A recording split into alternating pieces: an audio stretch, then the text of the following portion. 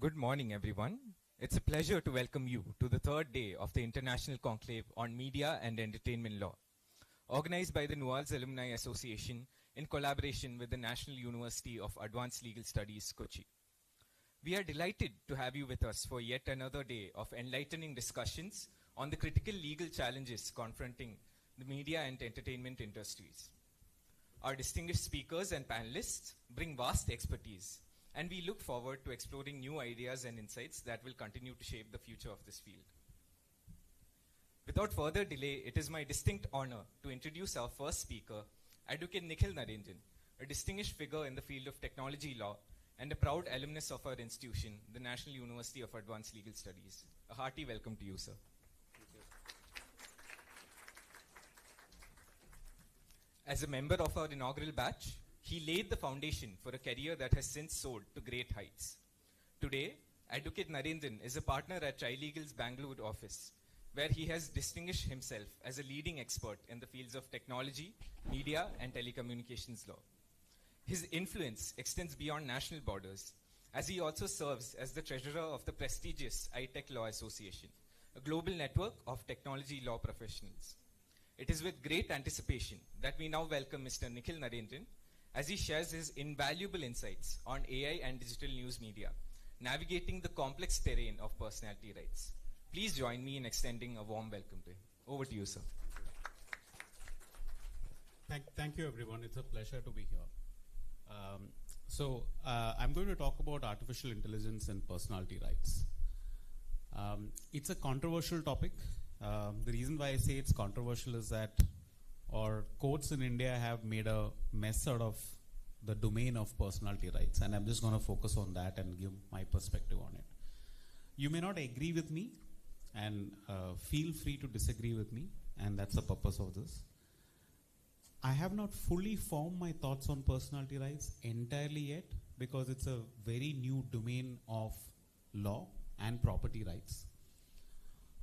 And the reason why it's very important to have this discussion is because of the fact that we are at the breakthrough in terms of technological innovation, with artificial intelligence promising to change the ways in which content will be created, distributed, and consumed. And if we miss the bus on this, if we miss the bus on artificial intelligence and its impact on media creation and consumption, that may have a long-standing implication and could promote more rent-seeking behavior, especially with people who sit on the top of the ladder when it comes to the media industry right now. Specifically, without necessarily blaming them personally, it's the so-called superstars or the actors in the film industry who, as you know, are sitting on top of the chain when it comes to the whole food chain, when it comes to media consumption and creation. So, these are my daughters. The one on the left side is Bhumi. She's 7 years old. The other one is Nadi. Okay, I've given them very so-called eco-friendly names, right? But they're not necessarily very eco-friendly. They love plastic. They love a lot of toys. And there's something very unique about, you learn a lot as a parent, right? So when you often think that, okay, kids learn a lot from parents, which is true, which is actually the theme of my last lecture here at Nuals when it comes to artificial intelligence and LLMs, and I described how we learn a lot from your parents and, and teachers. But it happens vice versa also. You learn a lot from your kids as well. And trust me, I learn a lot when I speak to young people like you in the audience, right? I'm sure Jacob sir and Anil sir and everyone also learns vice versa. I'm sure we also taught you a lot of lessons when you taught us, right? So we learn a lot from the kids, and one interesting thing I noted with them. So this is another image of them when they were much younger. What you can see is there are two jackfruits in their hands. They both are very happy. They both are very collegial.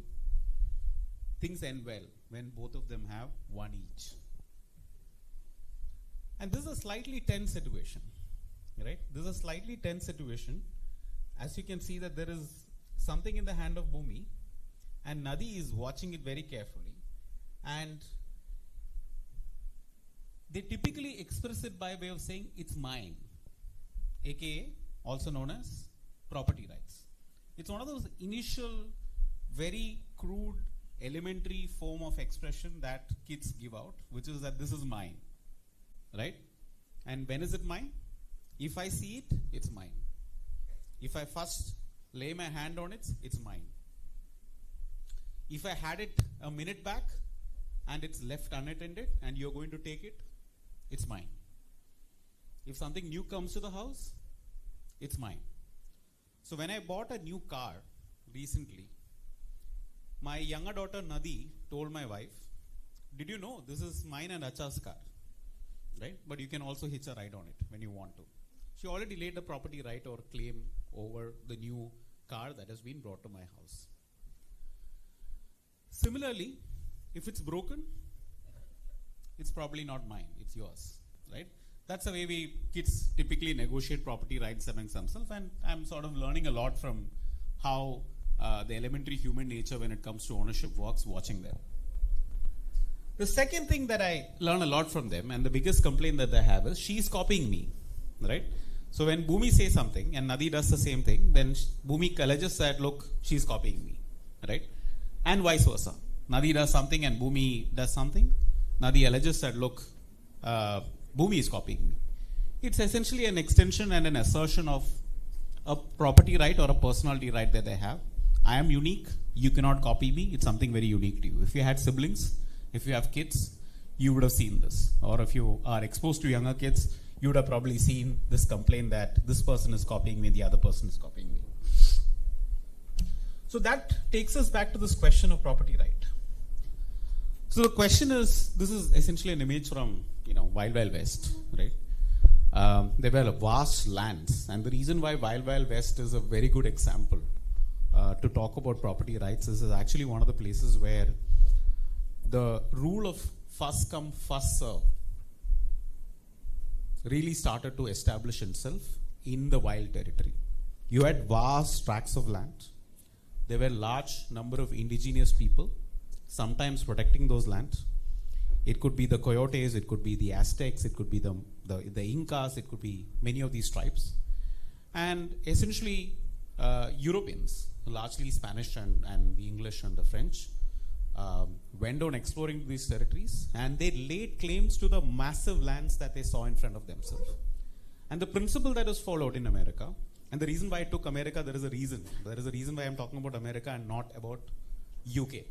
A lot of you would know, in UK the property rights is a very limited right. It's basically the crown which holds the property, and you're given an estate to own the property. It's a limited right to property. As opposed to America, where there was a large expanse of land that was meant to be taken, and the theory and the founding fathers relied on the theory of none other than John Locke, who said that, look, if you are going ahead and exploring these lands, you're putting in labor, you're seeing those places, you can acquire those property, you can inherit it, and what you can do, you can exploit the property for your own sake. And then what will happen after that? You can pass it on by way of inheritance, you can pass it on by way of creation of trust and various other legal instruments, and it can be passed on from generation to generation. And there were a few variations of this property rights that's also had, right? I mean, so if you just look at it, it's not just about the first person often arriving. There were times, or there were states, or there were places in US where it's not just the first come, first serve.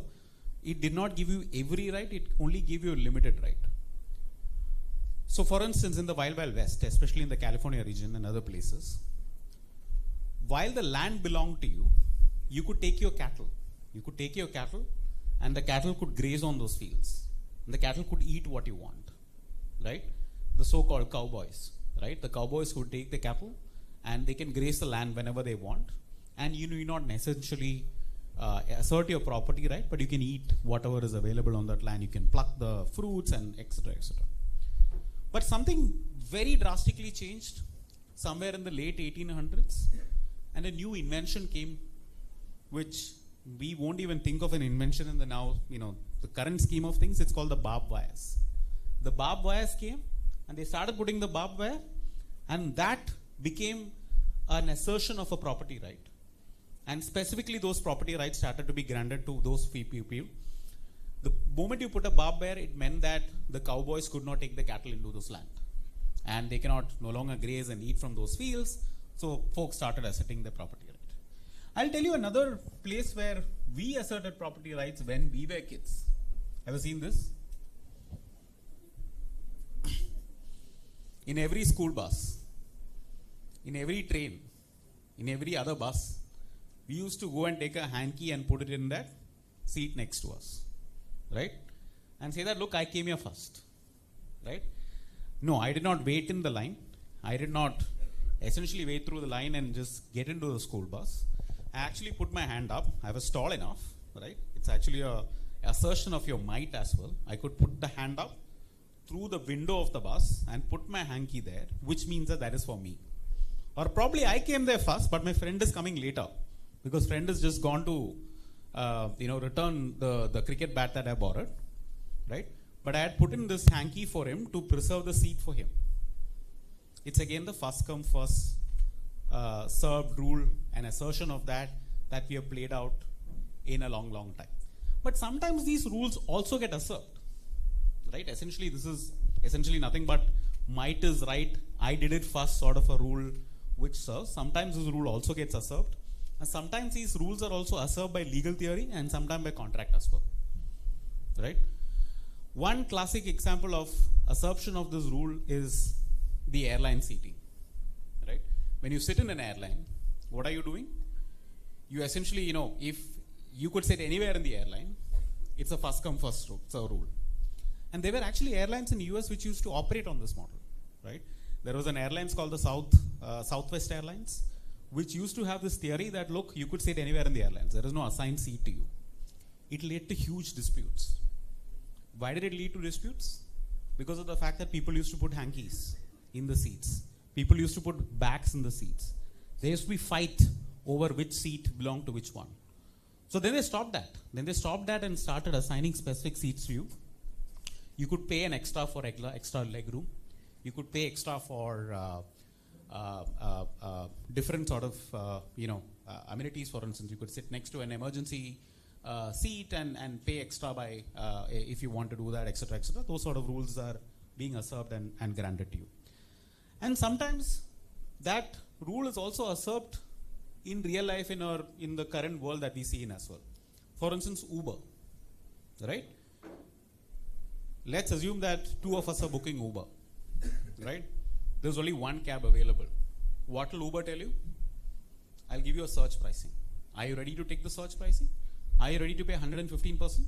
If you're ready to pay 115%, doesn't matter. There could be another person who would have actually want to book the Uber in the first place.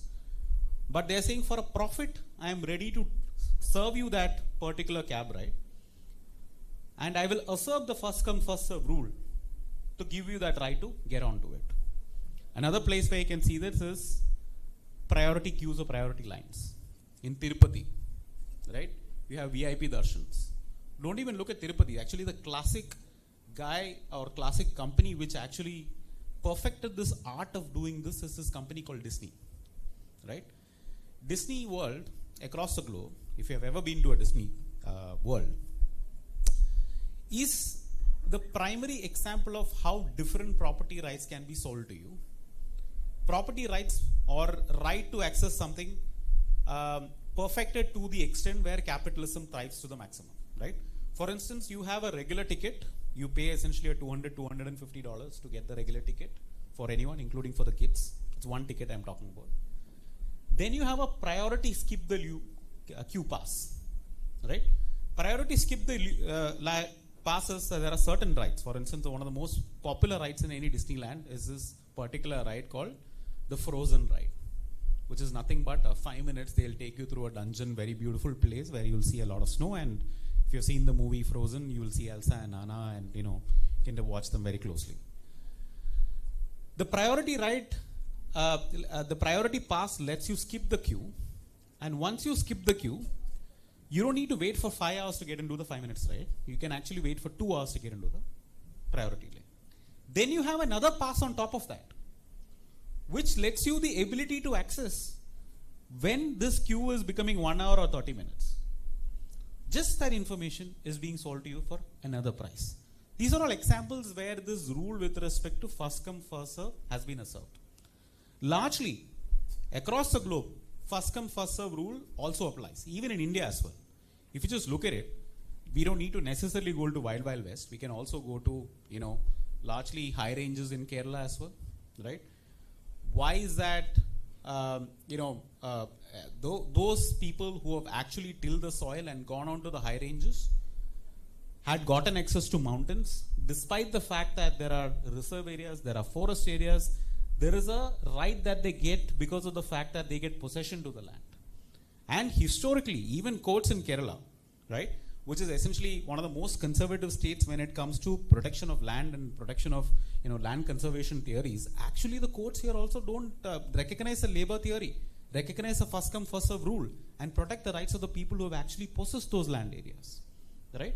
So you see the establishment of rule in pretty much most jurisdictions across the globe in various aspects, except few exceptions where companies have actually usurped the rule for profit, or instead some instances where government has also usurped the rule for profit.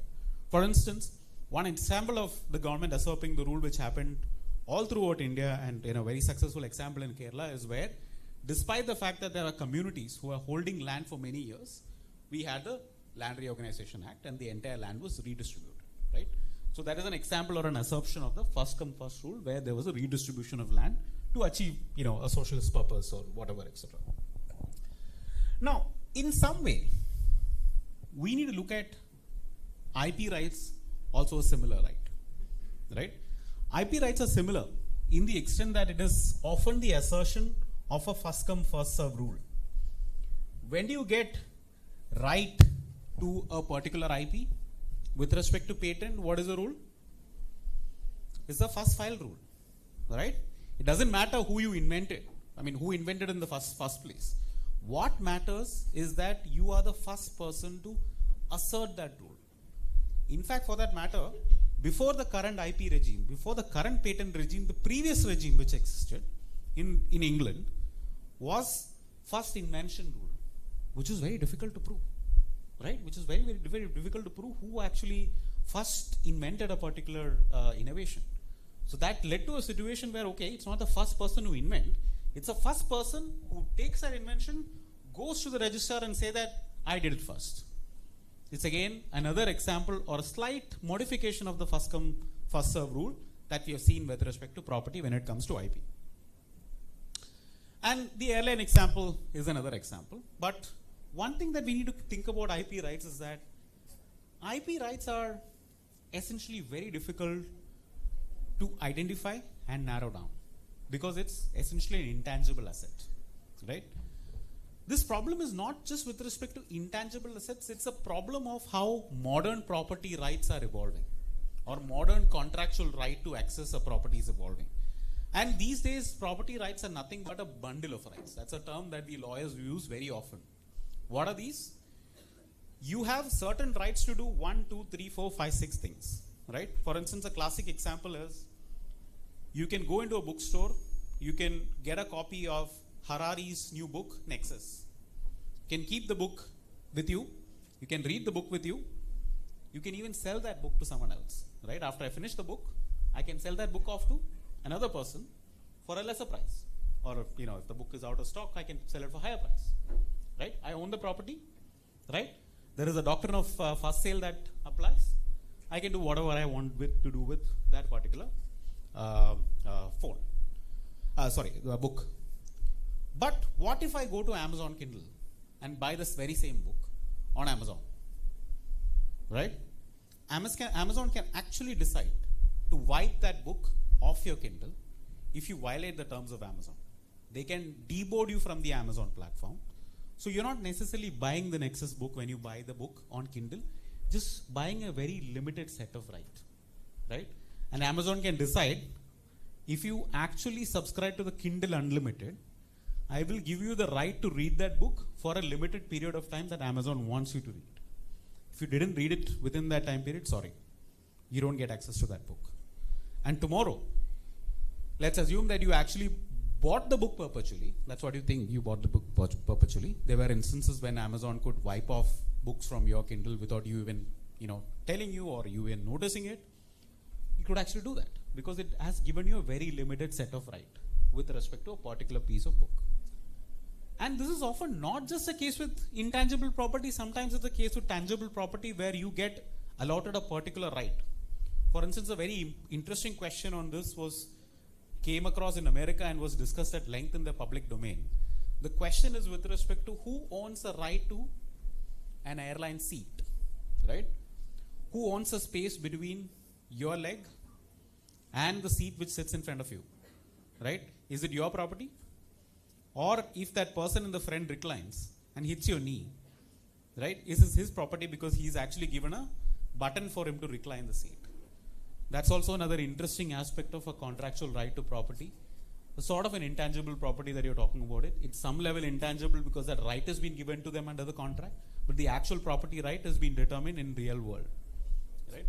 That's one aspect of that. These are the instances where property rights get complicated in the modern life when we, just live our daily life and we often don't even think about it, right? Now, when it comes to property rights, this fellow is the most controversial fellow on planet Earth. We have all grown up watching it. It's Mickey Mouse. The reason why I have put this Mickey Mouse and then given a particular disclaimer here which says that this work is not associated or sponsored with Disney is that Disney insists on this disclaimer for using this image of Mickey Mouse. This is a particular image of Mickey Mouse which came in the movie Steamboat Willie, which is now entered the copyright-free public domain. But having said that, there are other versions of the Mickey Mouse, the more familiar versions of Mickey Mouse, with the black ears and gloves and everything. Disney still holds a right to these. And despite the fact that there were instances where Steamboat Willie version of Mickey Mouse was about to enter the public domain, Disney lobbied the Congress and passed extensions twice. But 2024, Disney did not pass that extension. And it's interesting to note why Disney did not push for that extension. Disney, one, got a lot of negative publicity while trying to push for the fact that when they tried to assert their copyright over Mickey Mouse. One of the reasons why they got it was that they tried to stop kindergartens and schools from using the image of Mickey Mouse, which led to a big outlash. Secondly, there was another image like this, which is Winnie the Pooh, right? Winnie the Pooh creators did not actually push for an extension of copyright. So Disney ended up looking bad. Secondly, what Disney realized is that they make more money not out of sale of Mickey Mouse t-shirts or Mickey Mouse toys. They actually make more money in people, in kids, queuing up to go to Disneyland, right? So the more an unauthorized image of Mickey Mouse spreads, there are different invisible ways in which Disney can end up making more money. So they finally stopped pushing for this, but they're still, not clearly there in terms of their intent. So they're saying, look, you can publish this image, but say that it's not associated with Disney. So I'm also making the statement. Good morning. Hi. That was Siri. Okay, so the question essentially this brings us to is, why do we protect IP, right? Did Disney create Mickey Mouse? An employee in Disney Corporation created Mickey Mouse. And because of the fact that, regardless of how much money this employee made in that instance, maybe he would have been paid $1,000 or $2,000 at that point of time, he assigned the right to Mickey Mouse to Disney Corporation. And then Walt Disney perfected it. They released it in the market, and they've been making money over it for over 70 years now. Right? Is that the real purpose why we needed IP rights in the first place? So whenever we talk about IP rights, there are two aspects which come into question. And look, I am in no way questioning the need for IP. I am in no way denying the fact that IP is absolutely fundamental to the current economic model that generates a lot of growth, generates a lot of employment, that generates a lot of value for the society as a whole. But remember that apart from promoting innovation, and we promoted innovation, we let Disney use this image for 70 years and still we are letting them continue to make money. Disney will continue to make money regardless of the fact whether Mickey Mouse goes into public domain or not. As we have discussed, as Disney has discovered that they can continue to make money despite the fact that they don't need to insist on the copyright of Disney. But should we then still stop people from using the image of Mickey Mouse? Should Disney have the right to do it? Right? And one of the key aspects of any intellectual property right, it's not just to promote innovation, but it's actually to promote access. The reason why innovation is promoted in the first place is so that people are incentivized to provide access, whether for money, whether for any other terms and conditions, so that information spreads, culture spreads, society benefits, and there are checks and balances with respect to it. If innovation and rewarding innovation is the only reason, we will not have fair dealing, fair use rights. We will not have compulsory licensing rights. We will not have a term on copyright and patents and performance rights. So we have specific terms which we are agreed at an international level and accepted in national legislations with respect to any IP, for the reason that, look, apart from promoting innovation, it's also serving an essential function, which is access. And if a book, if a particular copyright material is not in the public domain, the public has a right to go and seek the permission of the copyright board to release it to the public. If a life-saving drug is not being made available to the market in the manner it is accessible, there are rights available to the board to actually issue a compulsory license with respect to that particular drug, right? That's an essential function that IP rights are serving. But in the whole discussion about IP, this is the most forgotten fact about IP. And naturally, large corporations who promote IP, who want to protect IP, do not talk about it for their own convenience sake. And this is something that we should always discuss so that we decide how long to let the mouse run seek. How long can you let Disney or the Mickey Mouse to be the rent seeker when it comes to an innovation that it made 70, 80 years back? Now this is a large, my sort of pet peeve with respect to IP right as a whole, and this is a frame in which I want to talk about personality rights. Now let's look at personality rights, right? The same personality rights which Bhumi and Nadi have a problem with each other, saying that don't copy me, right? This is the same copyright or the same personality right that we'll be looking at, and essentially this is how you can define personality rights as some sort of a formula. There is an element of IP here, right? And the IP which is involved is nothing but a copyright. Let's say a copyright over a particular name, right? Let's say Mickey Mouse as a name.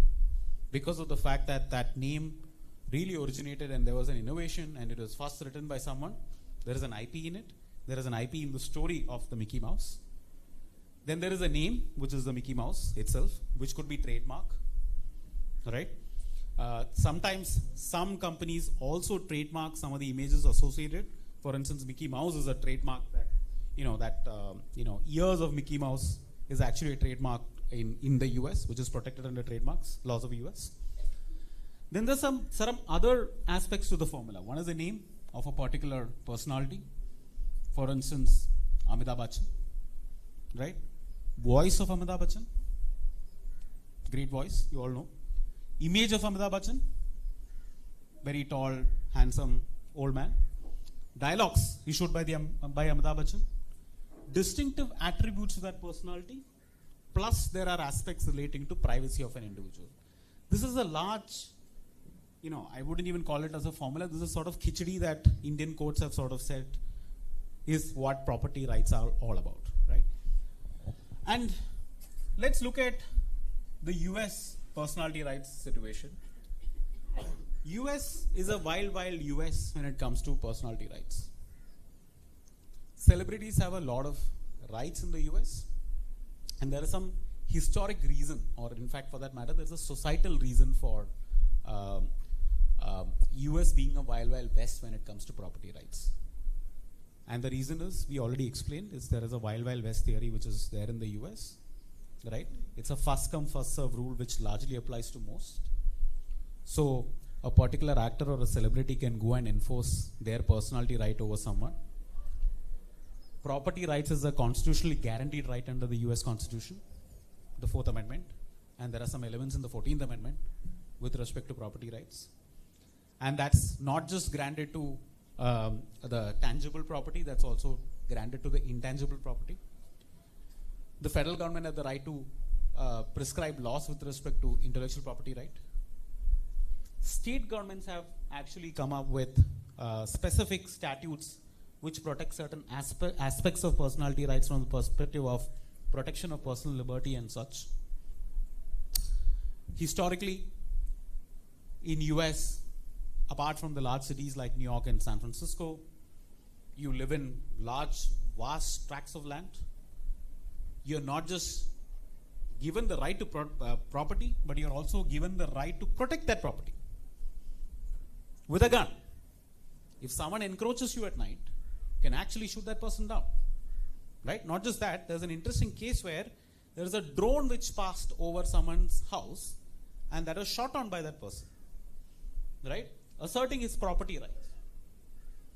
In a country like US where there is large data use, there is massive bulk data use, and to put in the name of, in the words of Shoshana Shobok, surveillance capitalism, the mecca of surveillance capitalism. If you try and go and take a photo in front of an American resident's house, he may call the cops on you. He has no problem in his data being used by large corporations or by the US government. He has a problem if you walk in front of his house and take a selfie in front of his house. He believes that his privacy is affected. So it's very based on the barbed wire principle that we are talking about. I have put a barbed wire. There's a barbed wire around my house. You cannot enter that. I am a celebrity or a person. You cannot enter my personhood, right?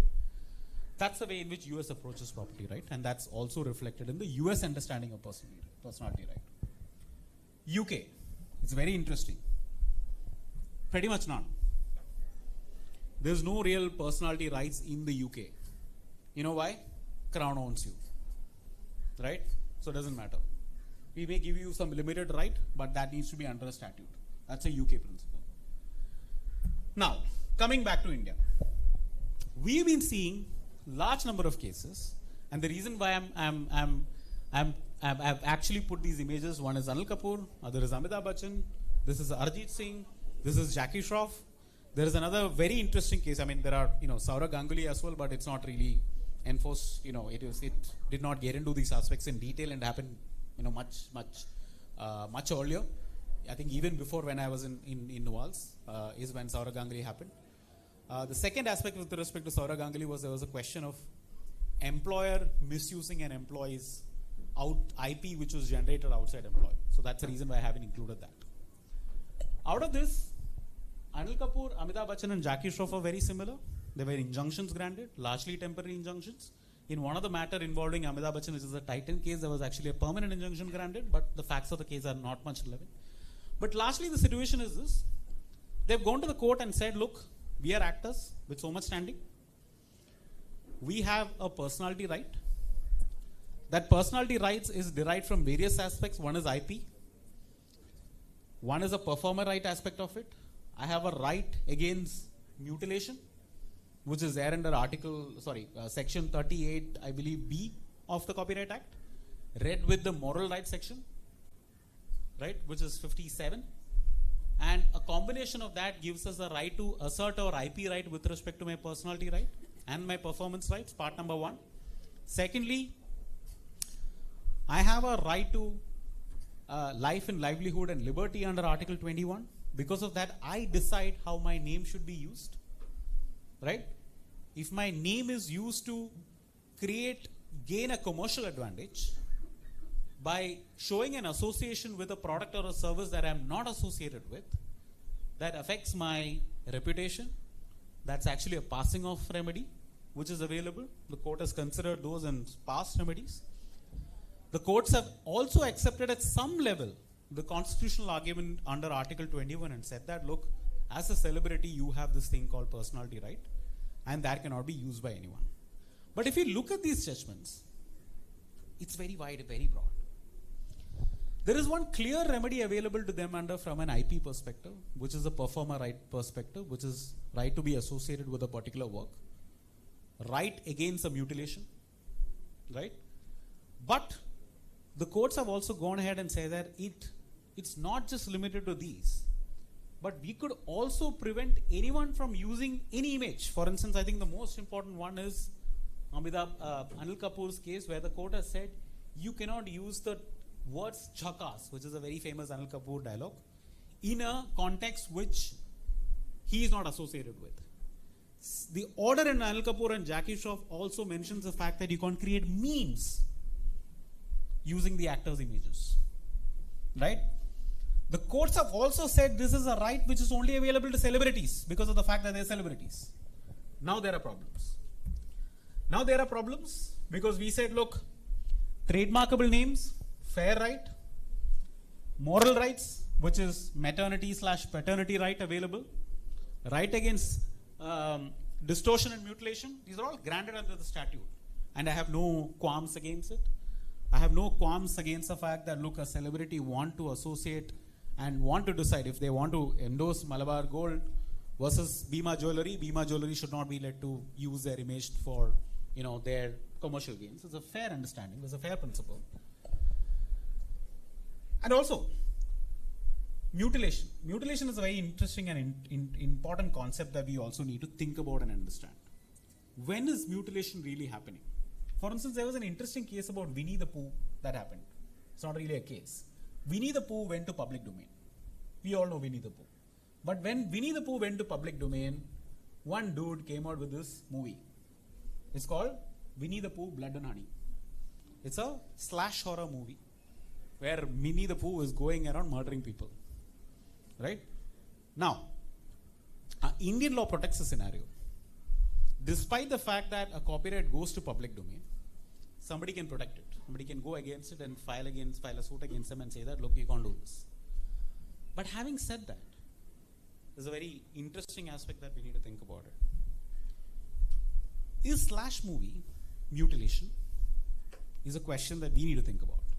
Because if it is mutilation, then is that allowed in the first place? But slash movies are perfectly allowed, right? There's no ban on it. So it's an interesting question to think about. I don't have any opinion, or I don't stand anywhere on when it comes to this particular matter. But it's an interesting thought to leave. Second aspect, most of the Indian court judgments protects the voice, image, dialogues, and other distinctive attributes. Let's look at voice. So, Sandeep will know, Anil sir will know, Hari sir will know, Jacob sir will know. I used to be a mimic. I could, if I spend some time with somebody, I could mimic anyone. I can mimic even currently the Prime Minister of India, or some politicians I can mimic. I used to mimic a lot of my friends and others, but I once mimicked a person. I finally had to end up marrying her, so I stopped doing that in real life. But other than that, it's something that I really enjoy, right? I believe that it gives me it really gives a lot of kick to me when I mimic someone, and it's often appreciated. I was, taken part in youth festivals, won prizes, etc., etc. So if I can mimic Amitabh Bachchan, if I can mimic Anil Kapoor, and that's protected as right to free speech, why cannot I use a technology like the Notebook LM? Have you seen Notebook LM? It's a new product which Google has recently released, where you can upload anything. You can upload the whole Puttaswamy versus Union of India. It will convert the Puttaswamy versus Union of India into a podcast. There will be questions asked, there will be answers. So you can hear Chandraju debating with other judges and delivering a judgment on this by discussing the whole Puttaswamy. It will create, hours and hours of podcasts out of some of the long, lengthy judgments that we have. And how is it done? It's purely done using digital technology. It's zeros and ones. It's being trained on certain voices, and then these voices are being reproduced. And what are voices? It's nothing but information which is then being taken the form of an auditory shape, right? And form, which can be consumed by human beings. So if a human being can mimic, how can you say that an AI or an algorithm cannot mimic a person? Right? And that's what the court actually said in the Arjit Singh case. The court said that, look, you cannot create a voice like Arjit Singh because of the fact that, it's Arjit Singh's property.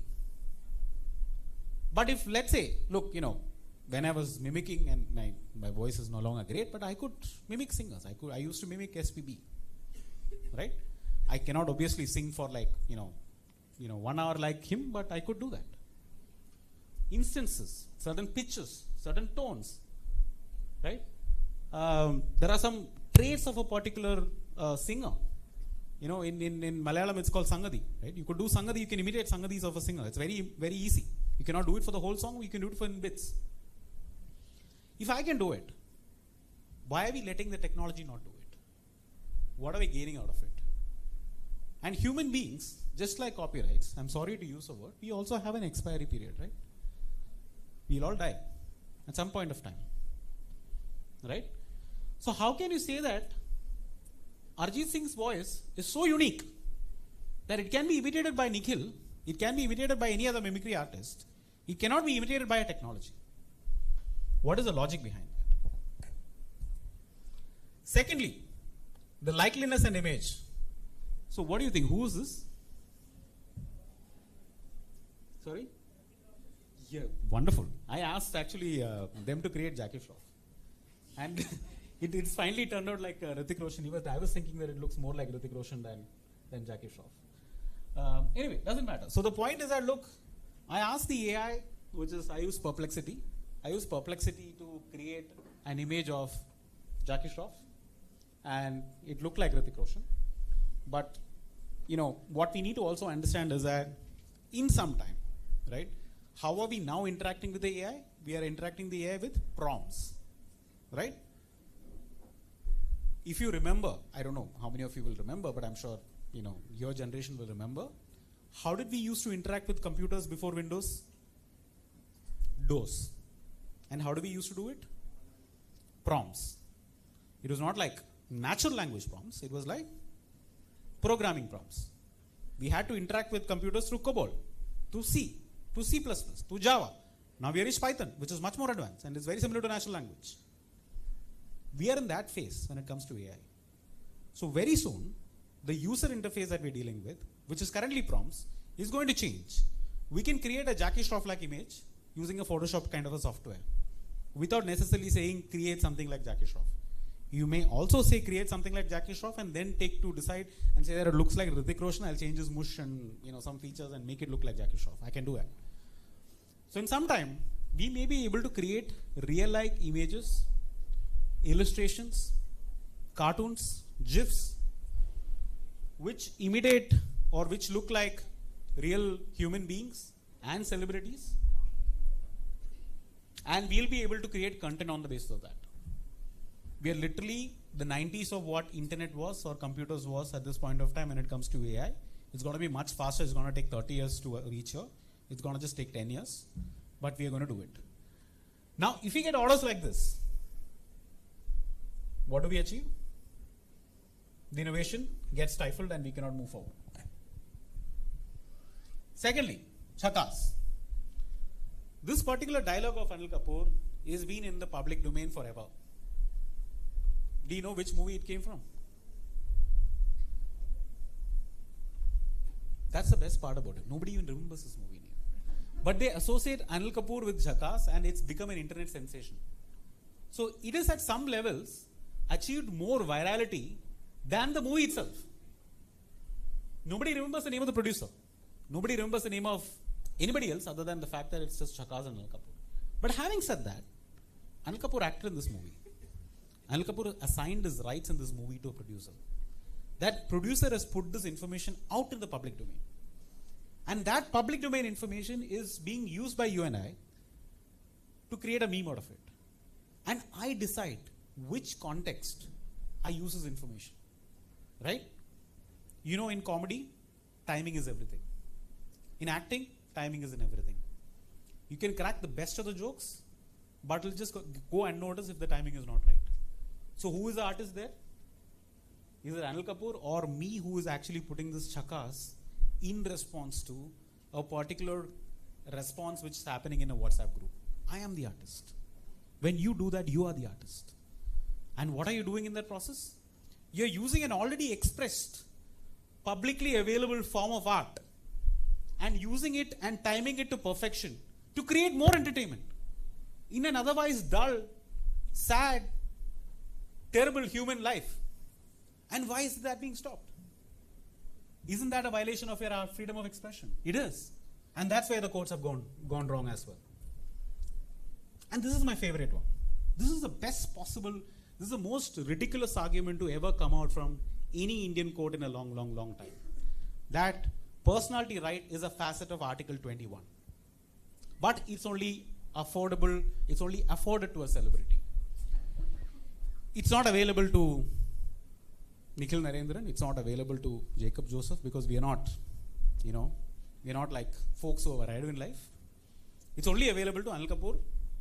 It's only available to Jackie Shroff. It's only available to Arjit Singh because they have arrived in life. As a fundamental basis of our constitution, which is equality under Article 14, this theory that celebrities have more rights than us, it's absolutely elitist and violative of the principles of Part 3 of the Constitution itself. And that's the biggest problem with respect to. And there is another problem also. Mohanlal technically today do not have publicity rights as per the courts. He'll only get it when he goes to the court. Until the time Mohanlal goes to the court, anyone can use his images. Anyone can create a Monet Dinesha image. There's no problem. But when Mohanlal goes to the court, it's not available. He can enforce it. And the court may pass an order saying that don't create a Monet Dinesha me. Right? Similar is the case with any other actor. So are the courts becoming elitist? Are the courts becoming selective? Are the courts further increasing the access to justice in the country by creating a specific right only granted for celebrities? In US they have done it. But is that the way that we also want to follow? The other interesting thing that we need to think of, where are these information and creation of Arjit Singh's voice, Amitabh Bachchan's image, Jackie Shroff's likeliness, where are these coming from? These are all publicly available information voluntarily put out by these performers out to the public domain. And under IP, they only have a right to maternity, paternity, and also a right against mutilation. They don't have any other right. But once it's out, if an algorithm can be trained on that publicly available information, it is not subject to a protection under the Digital Data Protection Act because they have voluntarily put it out. Anyone can train it. And why is that protection afforded under the DPDPA? So that there is access. So that information doesn't remain in these walled gardens and only accessible and available to those folks who have money and other powers to sort of access it. It should be available to all. It should be accessible to all. It should be consumed by all. That is the logic and principle why DPDPA does not protect personal information which has been voluntarily put out.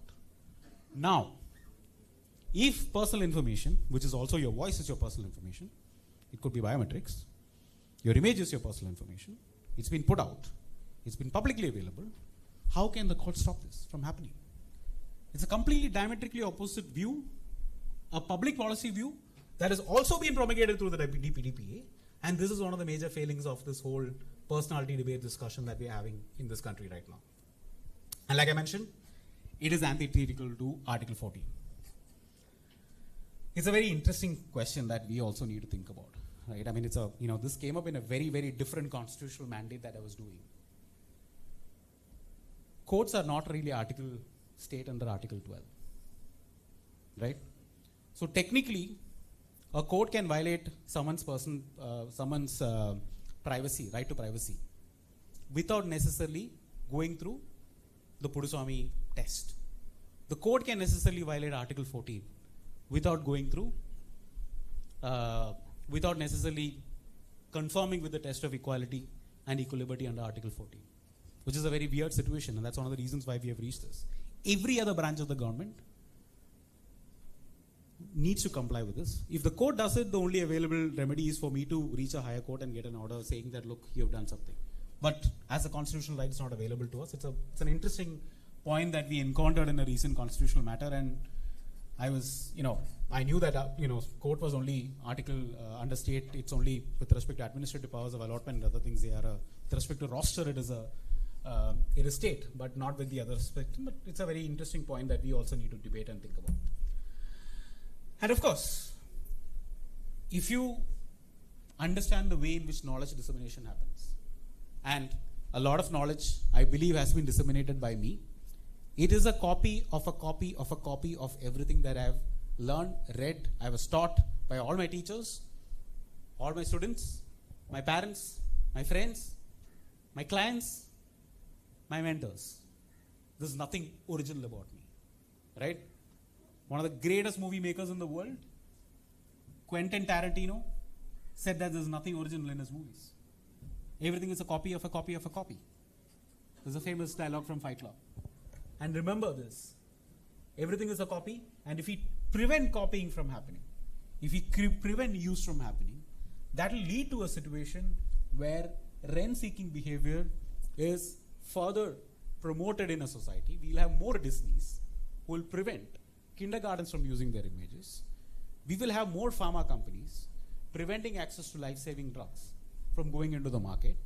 And some of these consequences are often economic as well, right? You've heard about this drug called Ozempic? Heard about it? It's a new wonder drug. It came as a medicine to prevent certain aspects relating to diabetes. Now it's been used as a obesity treatment drug. And Novo Nordisk, which is manufacturer of Ozempic, is currently their whole economy and their whole size of their company is much bigger than the GDP of Denmark, which is their parent company, which is their parent country, right? It's overtaken the country's GDP. That's the amount of sales that drug is doing currently right now.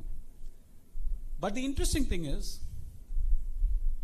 the price of Ozempic in US is at least 120 times more than the price of Ozempic in other countries. Because US allows private companies to rent seek more on the so-called innovation, and sometimes that leads to lack of competition, that leads to drain of resources from one country to the other. If, for instance, if we are not careful, if India is not careful about Ozempic, we need to understand that the population in India, which is middle class, which could afford Ozempic, is arguably larger than many European countries' population, right? We have a population which is affluent in India, which has got the purchasing power comparable to many European countries. The drain that could have on a company's resources, if access to drugs, access to copyright is just uncontrollable, it could also have an impact on global trade itself and economy of countries itself, especially when it comes to life-saving drugs. So it is, personality right is just an example of an inherent deep problem of attending to rent seeking, right? You've heard about this instance of James Cook Watson trying to prevent creation of a better version of steam engine, right? They could prevent a steam engine from going out of the market for close to 20 years because of the fact that they hold the IP right. And a lesser and a less efficient version of steam engine was used for many, many years because of the fact that they prevented using their patent rights at hand. So these are all examples of rent seeking, and I believe that personality rights is probably one of the most weird incentives of rent seeking when it comes to a performer. At some level, at a very, very minor level, I was also a performer, right? Obviously, I didn't, I'm still a performer if you just look at me like that. But if I continue to assert my right over that performance to an extent where I stop the dissemination of information, that's just a problem which needs to be stemmed right in the beginning, and the courts unfortunately have gone completely to the right when it comes to this. So, who does this personality right really benefit, right? We are moving to a world, we are moving to an era where information creation is going to be completely changed. Information generation is going to be completely changed. Now, you take any movie that came out in the recent times. I'm not talking about the small movies with small casts, which happens a lot in Malayalam, which completely does a great job in terms of 7 minutes. Completely does a great job of creating like great ripples across countries for critical acclaim, etc., etc. Let's take a movie like a Rajinikanth movie, right? Actually, his movies are done well, so let's not take about examples. Let's talk about Akshay Kumar movies, right? Akshay Kumar movies have not done well, and the question is, why have they not done well? One, it's bad content, unnecessarily stupid hyper-nationalism and all that you can say. You can say that, look, it's badly made movies with badly made scripts and other things. But there is a very fundamental aspect with respect to any of these movies. Just look at him. The money that you pay to Akshay Kumar will be 70% of the budget of that movie. Why are we paying that money? So that he can buy a private jet. So that he can actually go in the most extra luxurious caravan. Right? So that he can take his entourage when he travels and shoots. So that he can have his Michelin star cooked food delivered to his coach. Right? And Akshay Kumar's salary, or for that matter, any actor's salary, is probably one of the reasons why movies fail drastically. Right? It's true. There are some, like Rajinikanth or Vijay who take salaries and give huge returns. But there are exceptions to them also. There are times when their movies also have flopped. And what is the reason? I'm not saying that they're not bringing value to the table. They're bringing crowds to the theater. They give huge values to the theater. What if I am an artist? Right? What if I am a director who believes that I can create a real good mass movie? I don't have access to actors, but I have access to technology. Should I be stopped from creating a movie where, there could be somebody who looks like Amitabh Bachchan, but he's not Amitabh Bachchan. His voice may be very similar to the voice of Jackie Shroff, but it's not exactly Jackie Shroff's voice. But at the same time, he dances like Hrithik Roshan. Why should I be prevented from doing that? It's a unique combination. It may work, it may not work. Who are we to judge? Who are them to judge that I should be stopped from making a movie like that? But at the very same time, you remember this also. I can take an actor who is like a mimic of Amitabh Bachchan, who does mimicry of Amitabh Bachchan, still create the same movie, dub using Jackie Shroff, somebody, a mimic who can do Jackie Shroff's imitation, and create a movie like that, and use CGI technology to make him dance like a Hrithik Roshan. I can still do it. It's available to me. But still, when it comes to AI, they want to stop that from happening. The question is why? And do we need to still continue going down this route of promoting rent-seeking behavior? The reason why I'm saying this rent-seeking behavior is private jets and whatnot. In creating movies, destroying productions, loss to the economy, damage to the economy. We are unnecessarily promoting rent-seekers if we stop this from happening. Right? And now, I will call myself foolish if I were to say that AI is going to replace all these people. It's not going to. It's another alternative. It's another option. If I have access to original and the original is given to me at a reasonable price, right, I will still access the original. Right? If you have a doubt, trust me, 15 years back, 90% of this room would have downloaded movies in torrents instead of going to Prime or Netflix to watch it. Now it's accessible, you're not doing it. Even 10 years back, before iTunes came, before Apple Music came, before Spotify came, people used to do that with music. It was not accessible. Make it accessible, you will see a revolution from happening. And if courts go down the route of not making it happen, right? Just like the way the courts stuck down Napster. If courts go down that route, then we will not see innovation happening. We will just promote rent seeking. Finally, this is the ideal world where Bhumi and Nadi are friends because they know that they can copy each other. They know that they don't really own their property. And this is a world where Winnie the Pooh and Mickey Mouse shake hands and believe that both can coexist in this world. That's a world that we can look forward to when it comes to IP rights and personality rights. Thank you very much.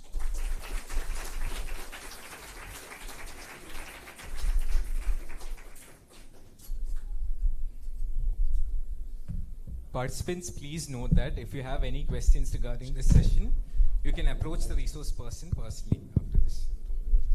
Thank you, sir, for your enlightening insights into personality rights and its interplay with digital media. Now, I request Dr. Anil R. Nair, Assistant Professor and Head of the Department of Graduate Studies, to present a memento to Advocate Nikhil Narendran as a token of our gratitude and appreciation. Thank you once again, sir.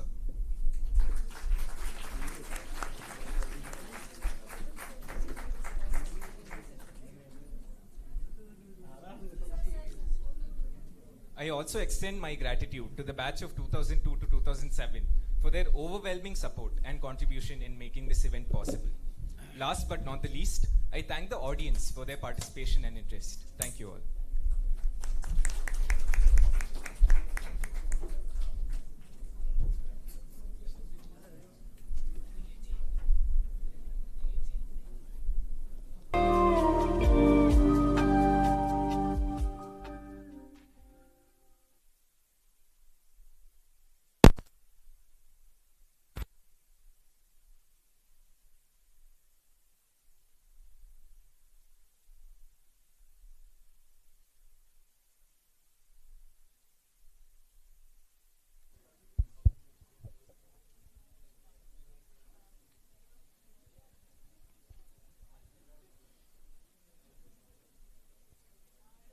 Participants, please settle down.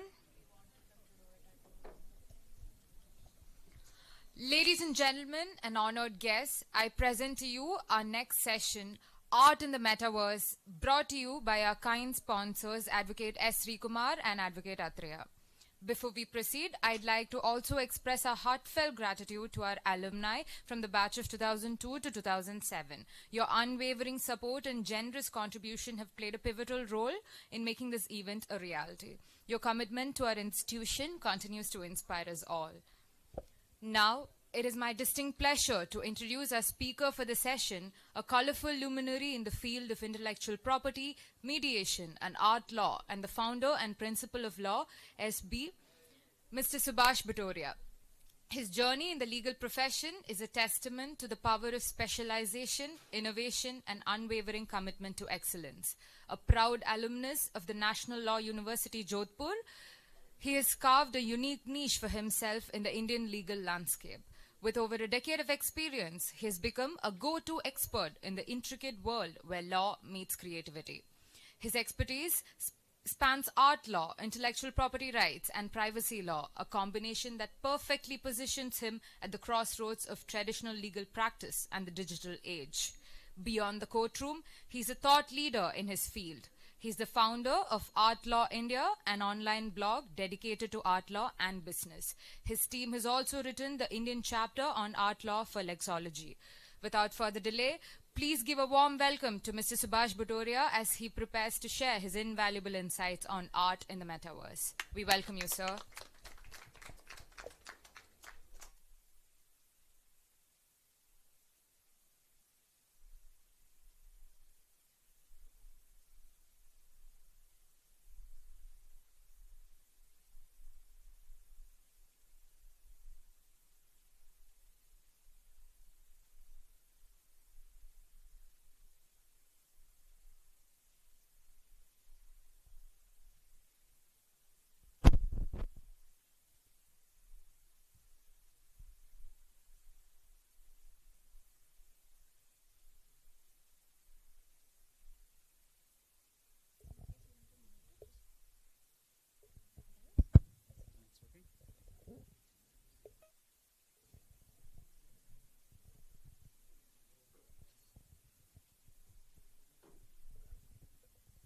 Suprabhatam, that's what I was told.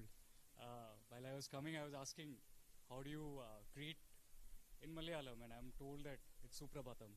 Is that correct? I think everyone's munching right now. Should I wait for some time? Great. So, how many of you have done IP law? All the backbenchers. Wonderful. Why don't you guys just come in front here?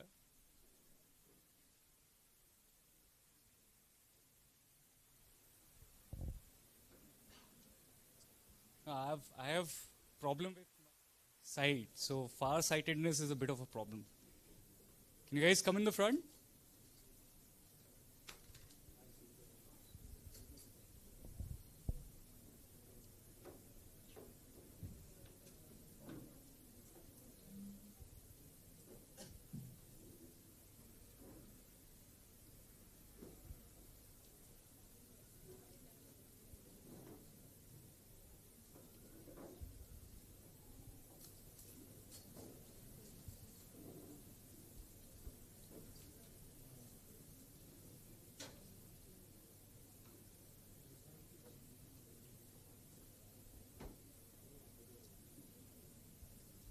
So budding IP lawyers in the house, you all are having fruity.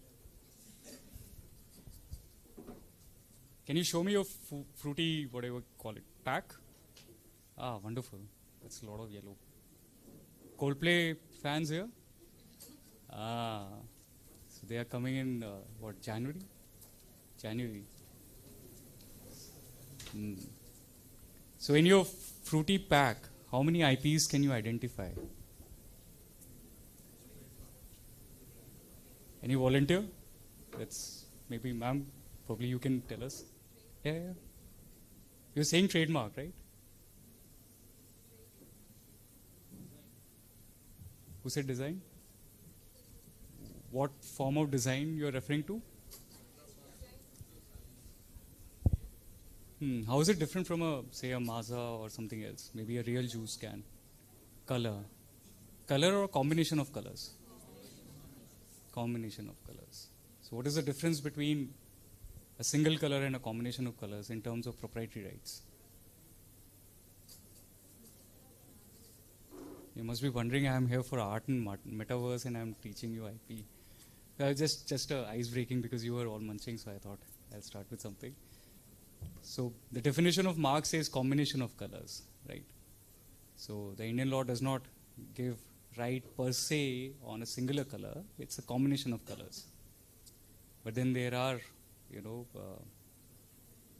depends or provisos to it, something like Christian Louboutin red or what else? Tiffany's blue, right? So they are colors. Because section 9 says if something has acquired distinctiveness during the course of usage, it becomes a trademark. Right? How many of you are artists here? Of any sort? Visual, performance?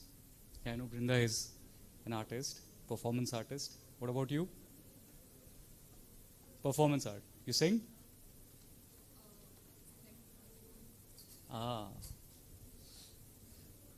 What about you? Behind you? Any visual artist here?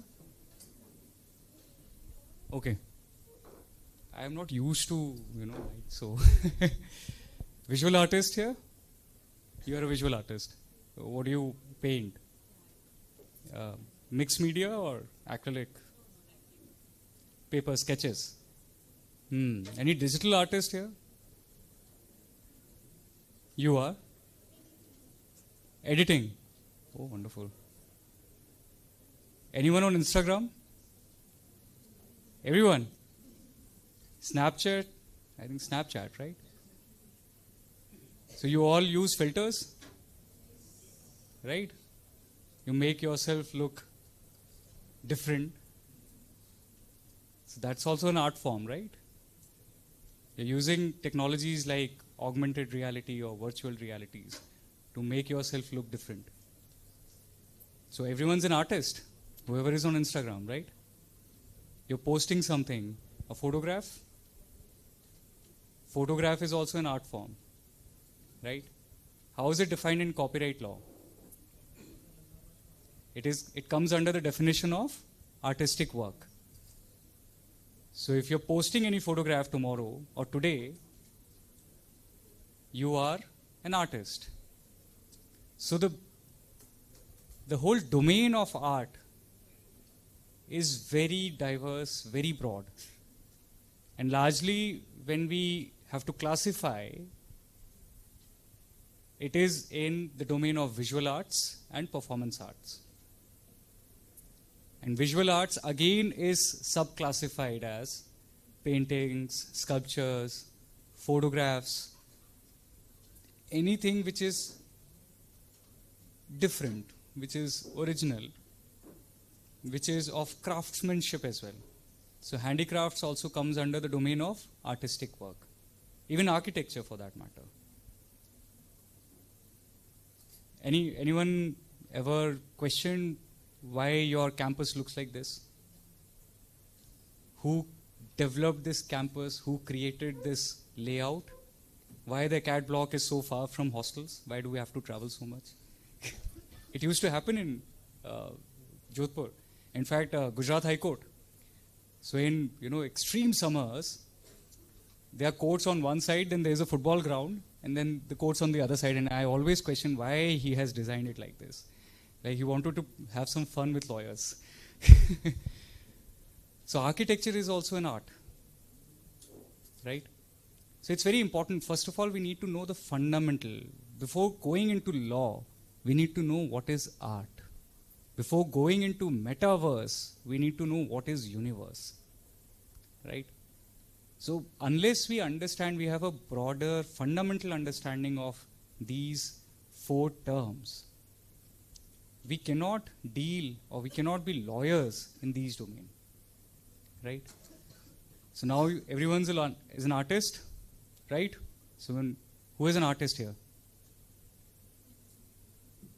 Come on, we all are artists, right? Yeah, I think everyone should stand up. I think everyone's sleeping. Was the morning session pretty boring or what? We should start with Sudoku or something. Maybe Damshrats. Somebody can help. Guys, please, whenever you want to ask anything, just get up and ask. Okay? I'm not like a regular, the seasoned ones. I was planning to get some grey hair, but before that okay. That was a decade back. So yeah, this is also an art. So there's a popular artist and one of my favorites, KAWS, K-A-W-S, US artist. And recently I saw a picture from Virat Kohli's restaurant in Bombay. They had one of these installations. And you've been to Uniqlo by any chance? You guys go to Uniqlo? You've seen Uniqlo? So they have these merchandises. So KAWS you'll also find there. All this is art industry. How a tangible art form becomes an augmented reality. This is Times Square with one of the KAWS figures flying. And also commercialized as merchandises. You would see a lot of people, dealing in Van Goghs. Anyone went to the Van Gogh experience, 360 experience? You've been there? What is it? Get up.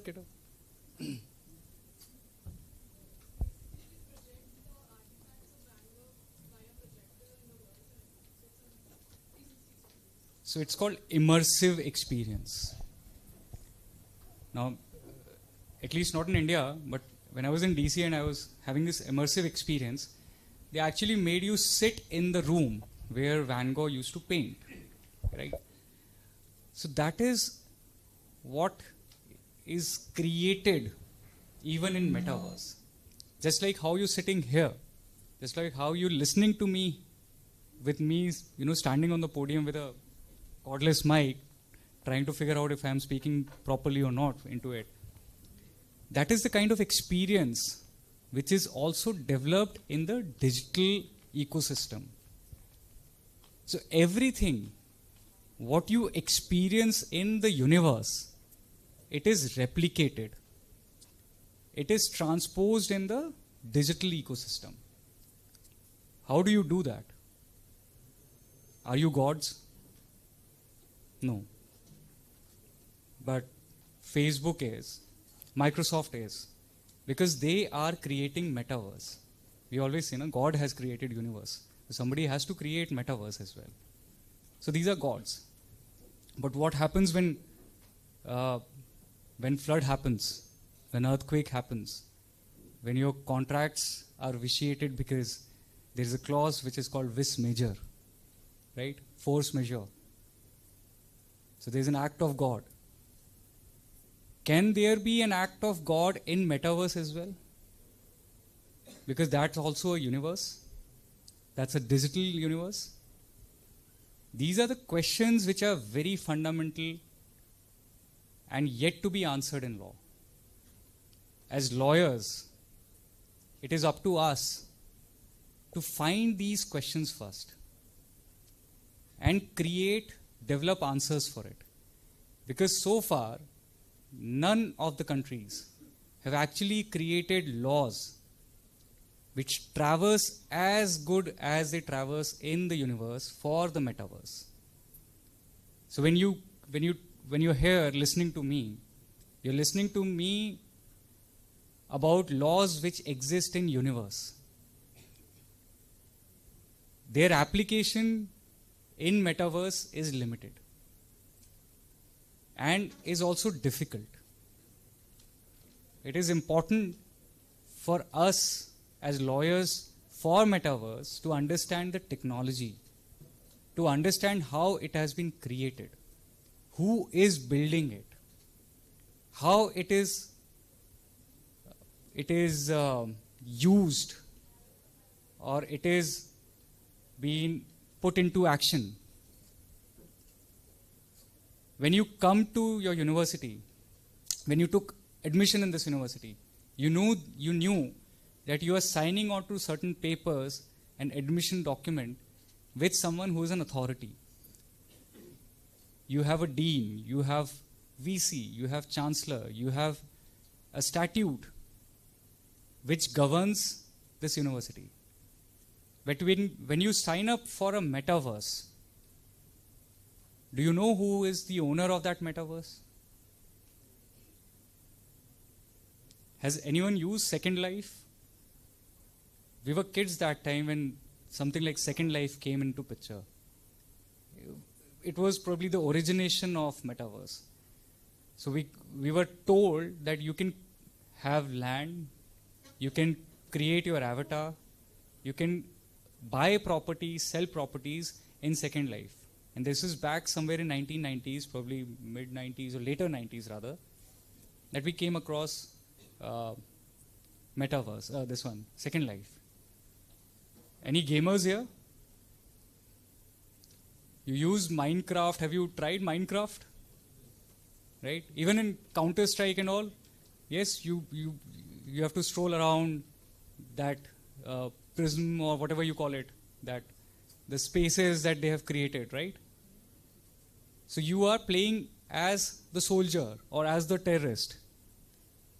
So after half an hour or an hour of playing Counter-Strike, you whenever somebody knocks at your door, say, fire in the hole.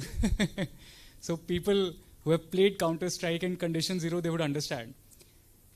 This is immersive experience.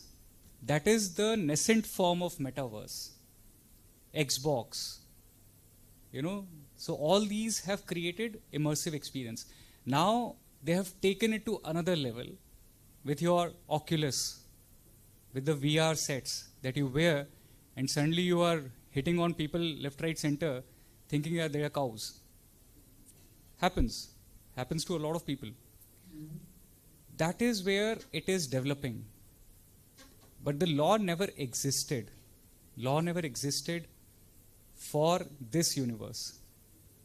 What we are trying to do is apply the traditional, conventional laws which are fit for tangibles into an intangible space.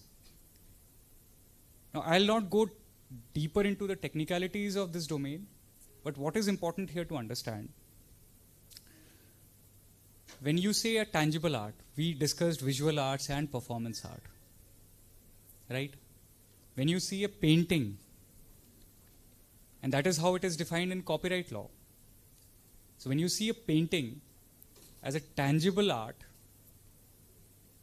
you say it is acrylic on canvas. You say it is charcoal on paper. You say it is mixed media with some threads and stuff and jute. But when you talk about digital art, like our learned fellow, she does editing, right? When you talk about digital art, are you using charcoal? Are you using acrylic? You're not. What are you using? Everyone on Instagram, right? So when we create that artwork, when we are using those, what do you call it? Filters. When you put your tongue of a dog or something, very funny it is. What is it? What is that filter, technically?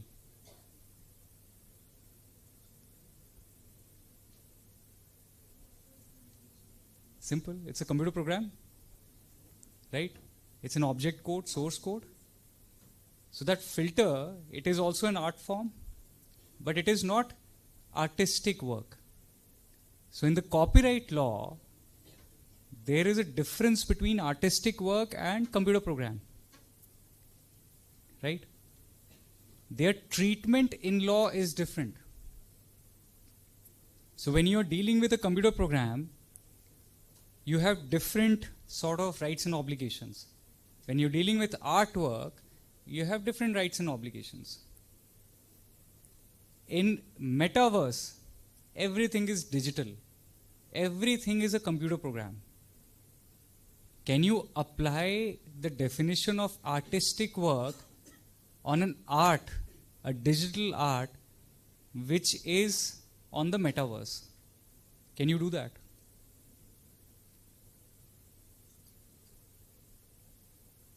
You can't. Because the expression may be artistic, but intrinsically it is a computer program. This is one of the very fundamental flaw of the tangible traditional convention laws, which needs to be answered to be put in action in a metaverse. Now, again coming back to God. Metaverse is a platform which is created not by one person. Stephenson has given the name Metaverse, or Facebook branded itself as Meta. But Metaverse is like a LAN network. Do you guys have LAN in college? We used to have LAN. So everyone used to dump all the counterfeit, all the pirated copies of movies and used to watch all throughout. You don't have LAN? We had LAN. So LAN setup. So we had a LAN setup, local area network. I am from those days where we had like huge computer systems and we only had terms like LAN, WAN, all those things. And LAN is a metaverse because every computer device has created a city, has created a town. Just imagine it that way. So every account on the internet or every server placed across the globe, it works like a city, it works like a town. They all have come together to create a decentralized space, something where nobody exclusively claim ownership. So fundamentally, all your IP laws are exclusive in nature. You always talk about exclusive rights, right? So when you say trademark infringement, section 29, or copyright infringement, how does a trademark infringement section start? Anyone? IP students?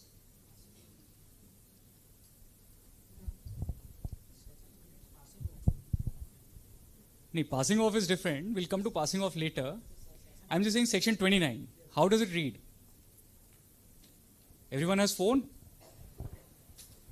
quickly, help me with section 29. I think it is passing off, sir, maybe, if I am not wrong. No, I just want to read the section. Section 29, broadly it says that anyone who is using a mark which is similar to a registered mark in the course of business without the authorization or permission of the registered proprietor is infringing upon the rights of the exclusive rights of that proprietor. That is how it reads. All the IP laws or rights are negative rights. They exclude others. Right? You must have read that. Negative rights, positive rights. Like when you assert certain rights on your land, that is a positive right. But when you exclude others, when I tell Brinda, no, you cannot enter my office, that's my exclusive right. Doesn't happen, she can tell you. So, what is important? We are talking about exclusive rights. So, I am here to confuse you, not convince you. So, be very clear. So, throughout this session, you will always be confused. I will not leave you with, अच्छा आज को सीख के गए. You'll be like, अरे ये question भी था. And I'll rush before you ask me any questions. So your copyright, your trademark, your patents, your designs, they all are exclusive rights. But what happened to the world? They created metaverse. They said, no. We don't want any exclusivity. We want people to participate in a free culture. We want a liberal setup. We want to decentralize everything. So there is no sarkar, right? There is only metaverse. And metaverse means everyone has the authority, but everyone also has the liability. Simple. Now when you say liability, and when you have to sue someone, we are lawyers. The first thing that comes to us is, sue them. Like sue who? So when in metaverse, at least in the universe, you go to CPC, you find that, okay, fine, order 1, order 2, order 1 says there are necessary and proper parties. I'm still at the slide 1, okay, hardly matters. So in CPC, you have read CPC, procedure code? What's order 1? Parties. And what is a necessary party and a proper party, you understand all that. Now in metaverse, lakhs and millions and billions of people have created that whole decentralized ecosystem. Brinda, she doesn't like me. She's a tech geek. She went in the metaverse, created an avatar with me and, with that funny dog tongue. And I am going around as Subhash Batodia in metaverse. And somebody told me about it. And I want to sue her. And I want to sue the owner of metaverse. Because when it comes to necessary parties, when it comes to asking relief, order 2, you're reading CPC, right? You are seeking relief, the cause of actions. So any suit that you file, you have to disclose all the causes of action and seek relief in respect to each of the causes of action. And if you don't do it, then that is considered to be abandoned. That is how the law reads. I was terrible at CPC. Now I know a little bit in the practice. But yeah, this is what it's supposed to be. Now, when I have to sue her, because I found somebody has created my avatar, I don't know her account handle or whatever, I have to make metaverse as a party. Now, if it is on a Facebook Meta or maybe Minecraft, Microsoft, I sue them and they say, we don't own any liability because we don't know who has created. We are just a server. We are secured under Section 79 as an intermediary, and that's about it. So Section 79 now becomes force majeure because you really don't know who's the god. And you cannot sue the god. this is a bigger issue here, a fundamental issue, because how the law has developed in terms of infringement, in terms of privacy rights, in terms of publicity right, it has not remained only to the person who has actually infringed, but has gone beyond it as a contributory infringement. You understand the term contributory infringement?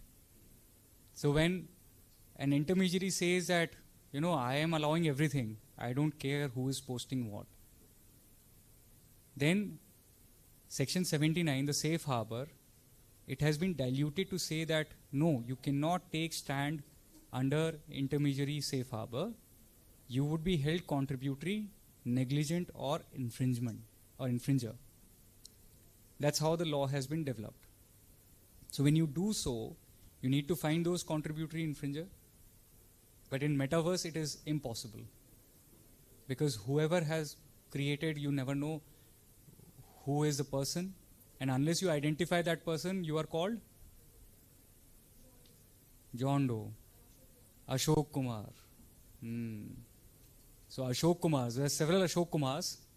You don't know where they reside, so you don't know where to file or who will be the adjudicating authority.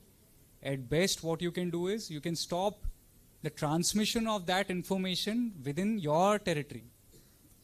So when you see the march of law happening across Indian courts, you would see that they are granting on these Anton Pillar orders, John Doe orders, which are stopping people from entering India or using India or accessing Indian jurisdiction. Sleepy? Technical? Somebody's nodding. Yeah.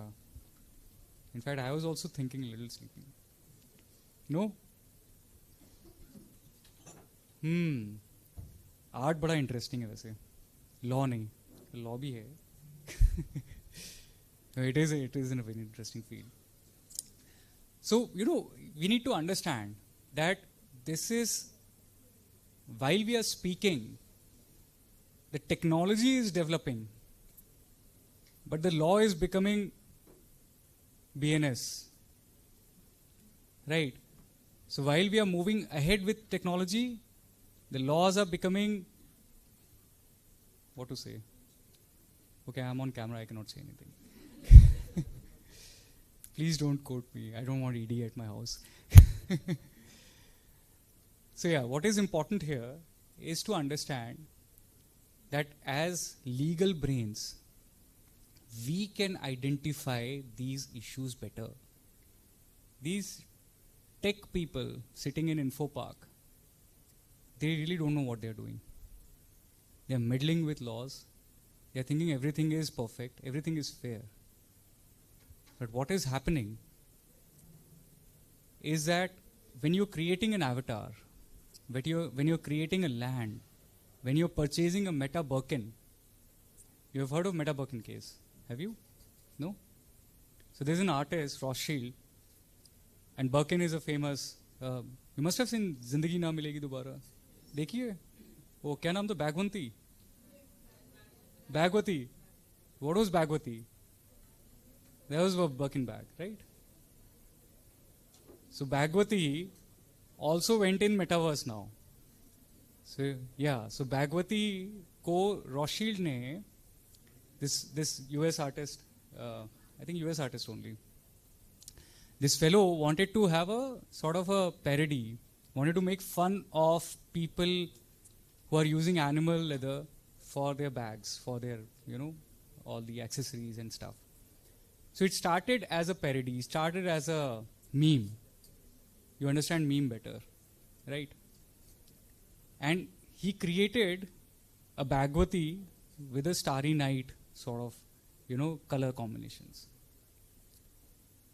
And this company which makes Birkin bags, Hermes, pronounced Hermes, right? Anyone?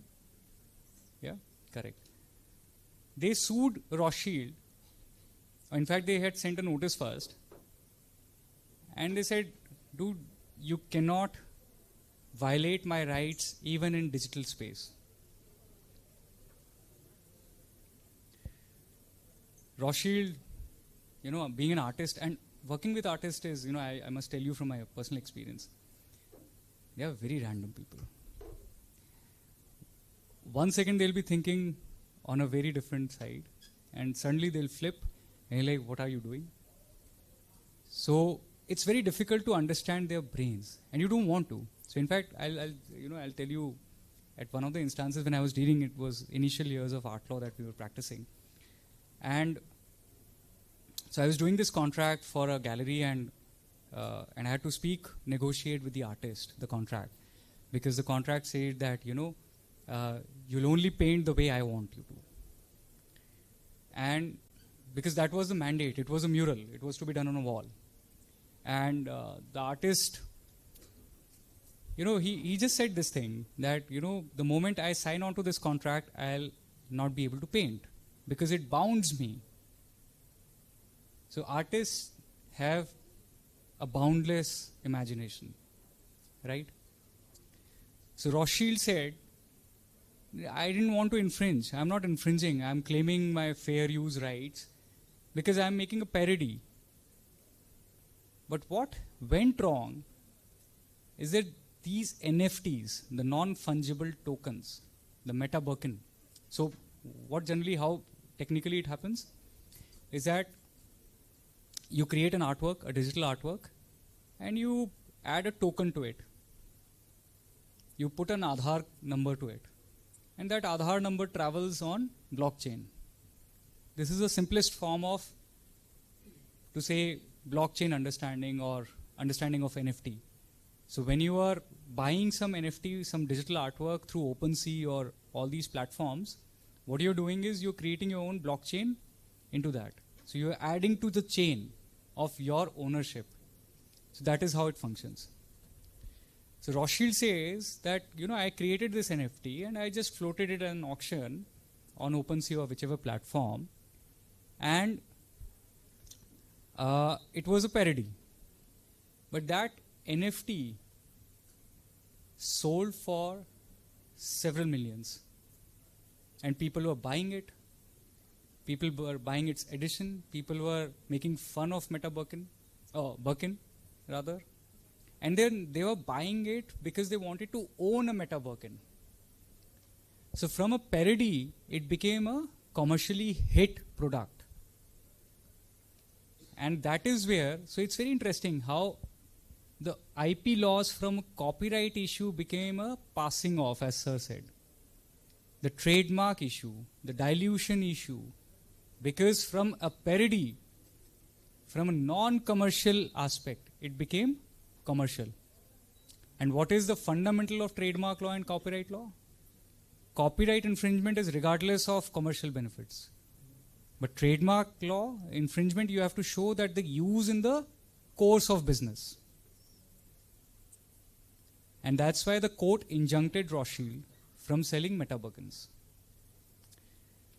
So how this jurisprudence is developing, it's very funny, because what we are doing is we are playing in that court only of traditional convention laws.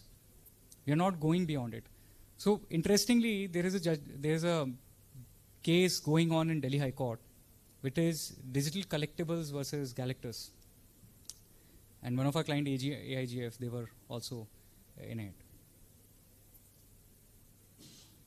What happened is, as kids, we used to play with those trump cards and, regular, player cards like WWF and stuff like that. I don't know if they exist. If they exist, they do. Okay. So now they have created digital cards of the same like players, and they are put on NFTs as NFTs for sale. So digital collectible also approached the court in a very interesting manner. The cause of action was neither of copyright per se, nor of trademark per se, but it was of publicity rights. So see how the jurisprudence is developing. जी ये रास्ते पे jam लगा है, दूसरे से चल लेते हैं. Right? This is what is happening when it comes to digital ecosystem. So everyone's finding their own ways and creating a mess of a jurisprudence. God bless fifth year.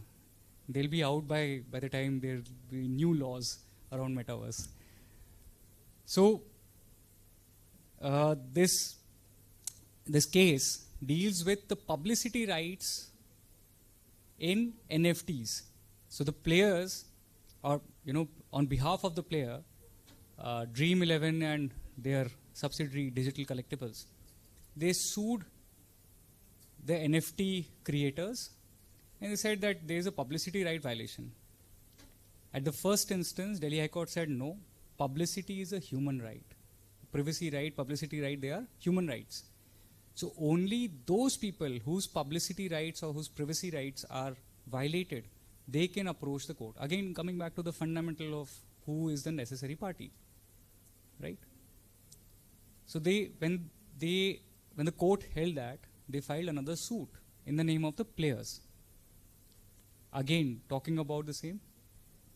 5 minutes? Very good. I can see a lot of people are awake now. Another round of fruity on me. So publicity rights is another aspect. So now you see how these different laws, existing statutory laws, non-existing common law laws, they all are coming together to build a sort of a new legal framework for metaverse. Just for your understanding, ownership is an issue, liability is an issue, jurisdiction is an issue. We have to create questions and answers for these issues. So as a practice, and if anyone's interested in writing further about it, please feel free to connect, and on Art Law India will publish that. 2 minutes more? Maggie time. So this is primarily about metaverse. If you have any questions, feel free to ask your professors.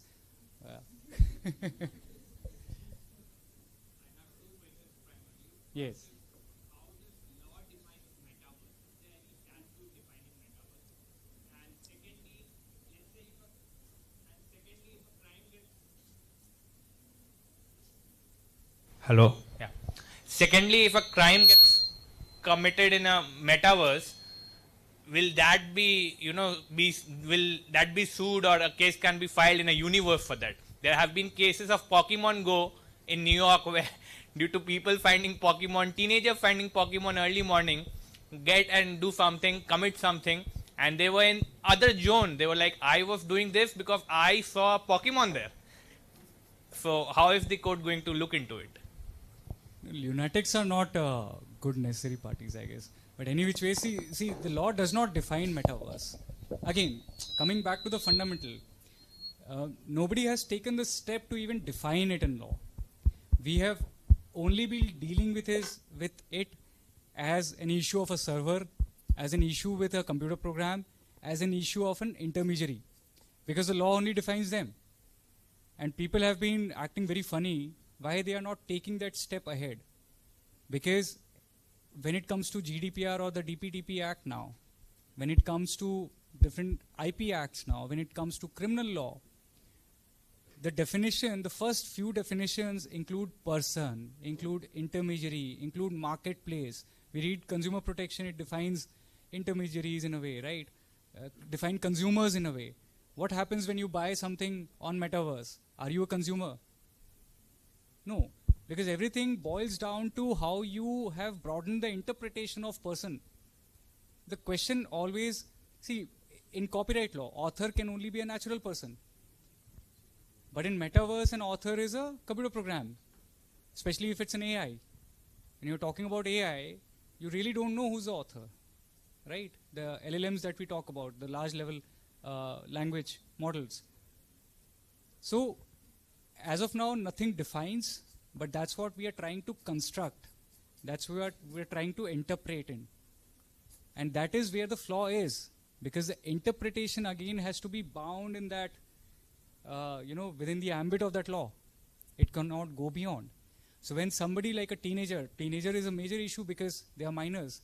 When they click on terms of use, when they create account on, say, Roblox or Minecraft or Pokemon Go, it clearly says, if you are under 18, somebody has read you these terms of use and you understand. Can you still put a liability on them? Of course not. So these are the problems that will eventually, they are happening, and eventually we have to find answers to it. Can you hold a teenager sitting in the US held liable for an offense which is taking place in India and get an enforcement against him? Who will rule that protocol? Will you go to High Commission for the enforcement of that award? Will you file in that district court in the US where he is located? It is going to be extremely cumbersome. So what needs to be done here is, while you are identifying or you're creating a parallel universe, you also create a parallel organization which can govern, just like a UN organization, right? So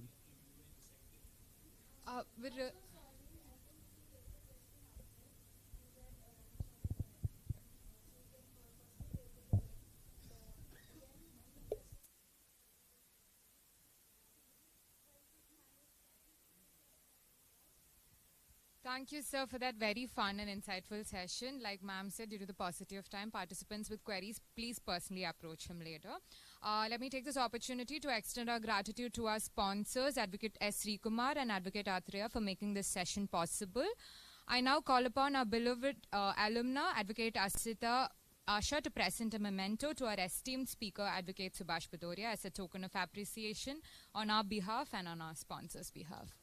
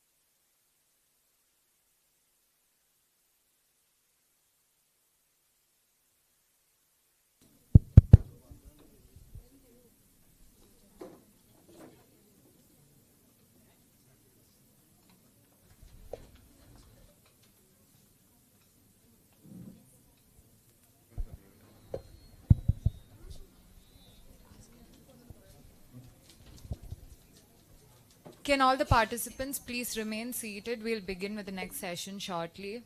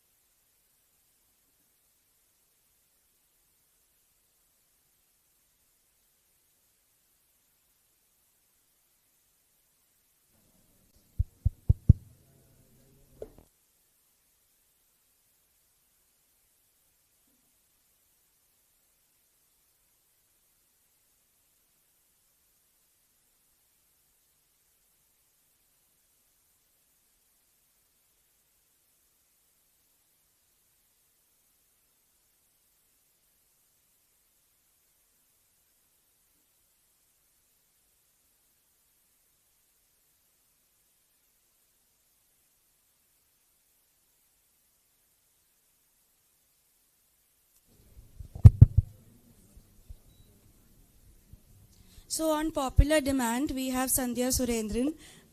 She had come for a session yesterday. She focuses on music industry. So this is more or less like an interactive session. I would probably, you can introduce. As we continue with our program, we'd like to acknowledge the incredible support we've received from the 2002 to 2007 batch alumni. Your sponsorship and dedication have been instrumental in shaping today's sessions. We're truly grateful for your ongoing commitment to our Nuals community. Now I take great pleasure in announcing our next session, a special lecture by Advocate Sandhya Surendran. Advocate Sandhya Surendran is a distinguished lawyer practicing in media, entertainment and technology. A 2007 NALSA graduate, Advocate Surendran's career spans notable roles with Infosys, InMobi and Vice Media before founding Lexic, her boutique legal consultancy. She is also a thought leader in the music industry with her podcast, Let's Talk Music, and is frequently recognized for her cutting-edge work with emerging technologies like AI and blockchain in the entertainment space. We welcome you on stage, ma'am. Over to you.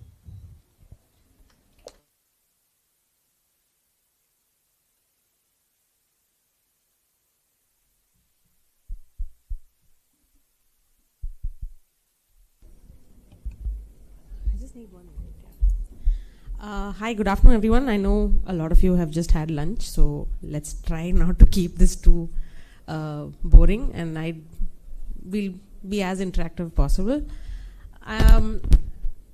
So how do you guys want to go about this? Do you just want to like start off with questions, or do you want me to give you like a brief explanation on how the music industry works and then take it from that? Does that make sense? Is that a yes? Okay, cool. So I think this is honestly a topic which I can talk about in my sleep, and I've been fairly obsessed with it for a while. We don't really have too much literature on how the music industry works in India, apart from numbers which are very like film industry driven, right?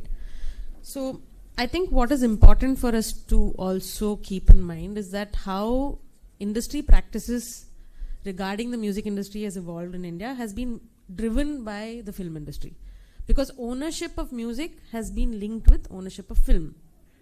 Most of our supply chain in terms of music has been from the film industry, historically speaking, right? Like I feel like independent music as we see it today is non-film music.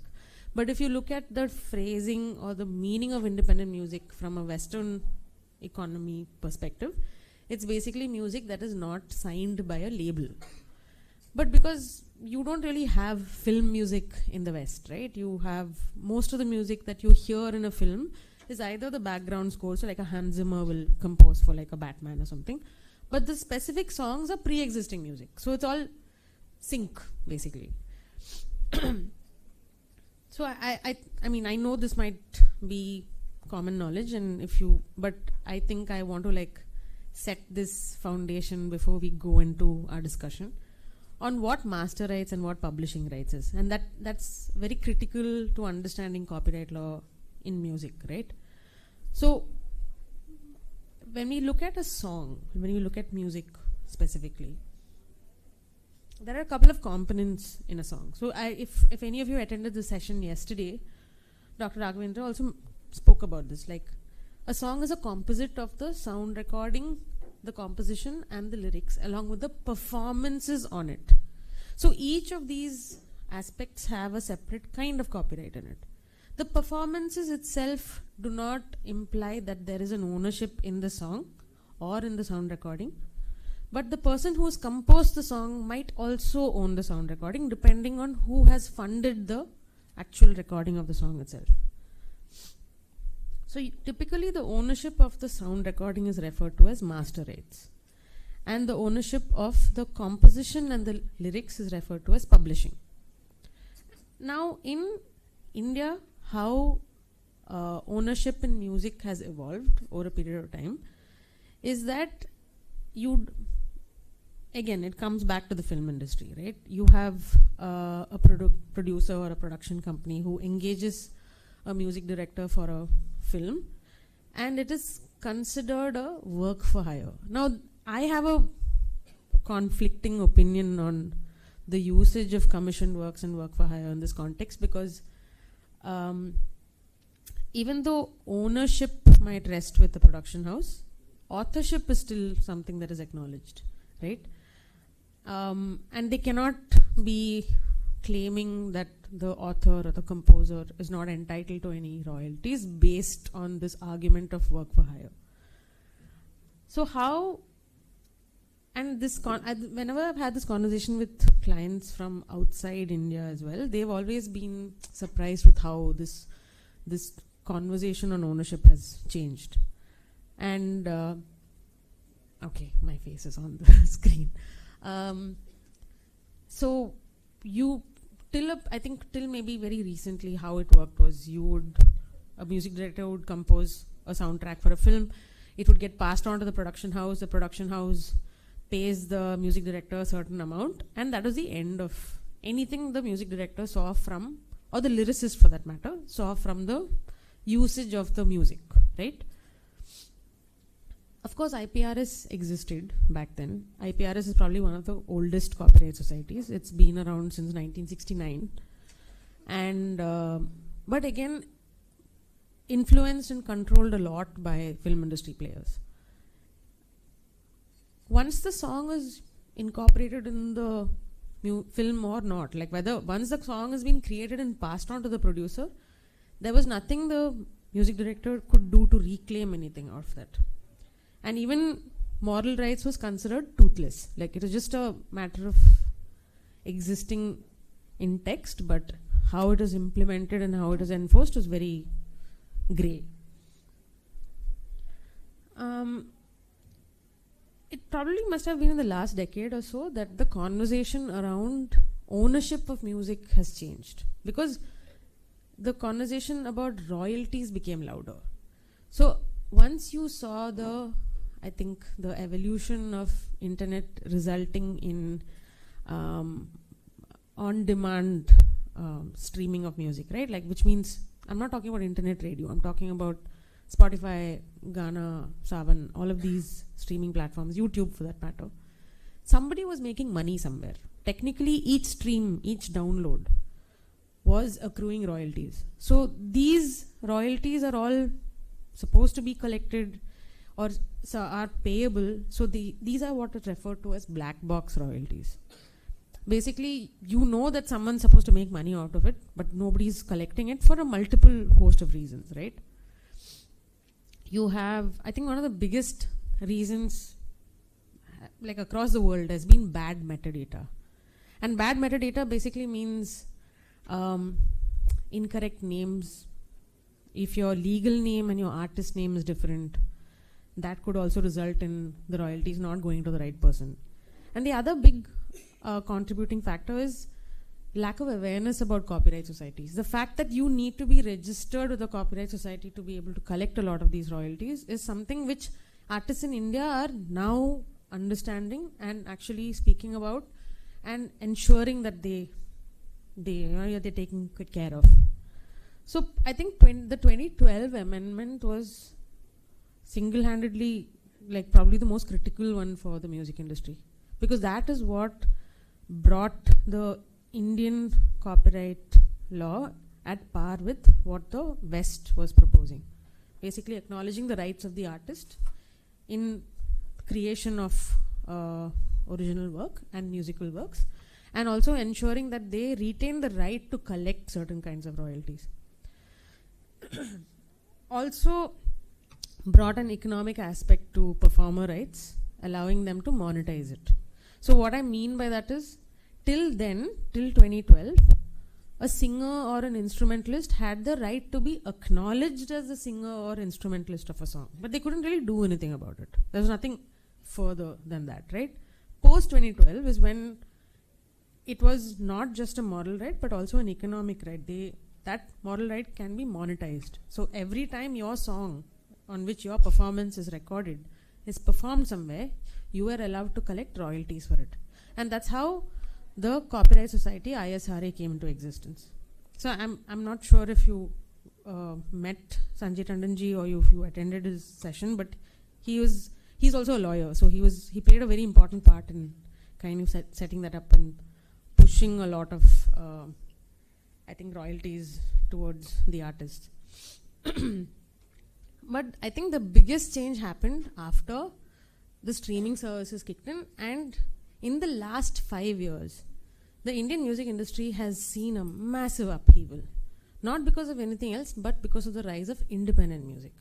And independent music in true form. Musicians who are not signed to any label, who are not creating music for any film, but putting out music and having massive following, right? So take any names, like I'm saying now Hanuman Kind is of course signed to a major label, but if you look at any of the other artists, starting with Prateek Kuhad, Anuv Jain, you have even your I mean now like Baby Jean, Dabsy, you have I think hubs of cultural innovation happening in different parts of India which are very musically inclined.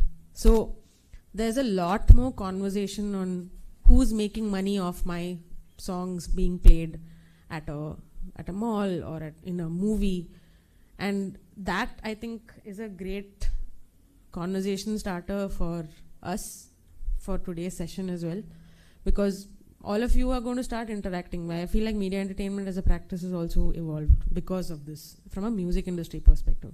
Because if you asked me 10 years ago, if you had asked if there's anyone who's a music industry lawyer, I would probably point at a few law firms in Bombay who worked with large labels or production houses, just talking about acquiring content, right? And content meaning music from directors or singers.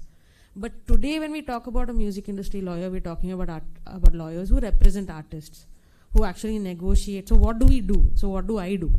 A typical day in my life would mean negotiating on behalf of a client who's a music producer or a singer, either with a production house or with a record label or with an agency who wants to license their song to use it for something else.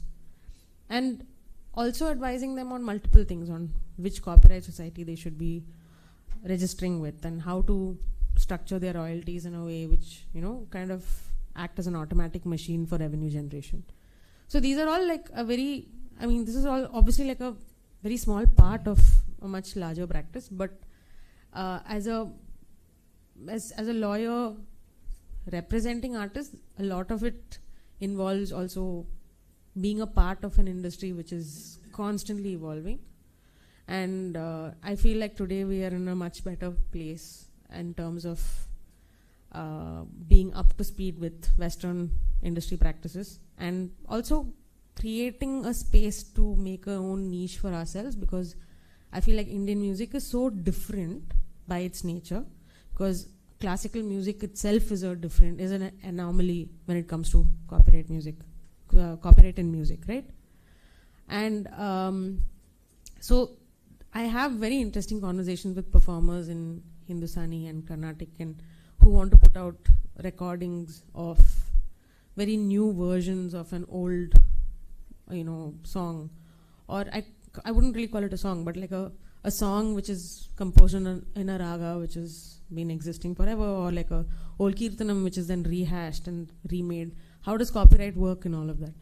So I think for all of you interested in media entertainment, there's so much to explore, and I feel like the music industry is just exploding right now, and there are so many aspects to it which are still being discovered. Like, how will generative AI like transform the music industry? And I personally believe that there is going to be some kind of convergence between AI and blockchain to kind of identify the use of pre-existing material and creating something new, but that's obviously a conversation for another day.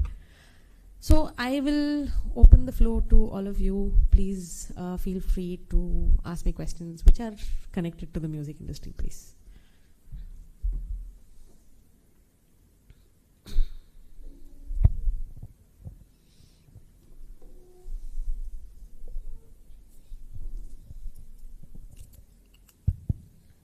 Good afternoon, ma'am. As you have talked earlier that day in your life consists of negotiating with record labels as such on the artists which you are representing. Suppose I am a smaller artist, ma'am, and I am getting paid from streams in the music streaming platform. If I am not satisfied, or if there is any dispute, who do I approach to get paid from platforms like Spotify or Apple Music?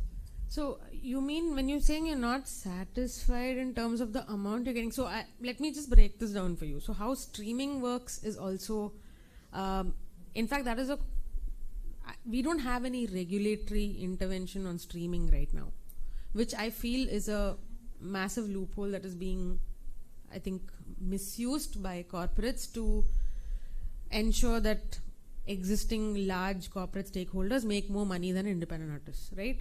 So Spotify has no regulatory obligation to pay a minimum amount as streaming revenue to anybody's music that is available on it. It all depends on so how it works, how your distribution system itself works is, if I am an artist who owns my song, which means I am not working with a label, I'm not signed up with a production company, I have my own song which I want to make available on Spotify and Apple Music and all of these platforms. I use the services of a distributor. So a distributor could be an entity like CD Baby, like TuneCore. You have an Indian one called Madverse, which is also a client, by the way. And there are a bunch of other similar such service providers who have different kinds of arrangements. It's a subscription-based thing, or it could be a one-time fee. So you pay a certain amount, you upload a song, you pass all the quality checks, and they distribute it with all of these platforms. So how they distribute it is either they have a direct relationship with each of these platforms, or there is another middleman so the whole, it's a network, right? And all the relationships on all your streaming revenue is based on these relationships and the agreements each of these distributors have with each of these aggregators.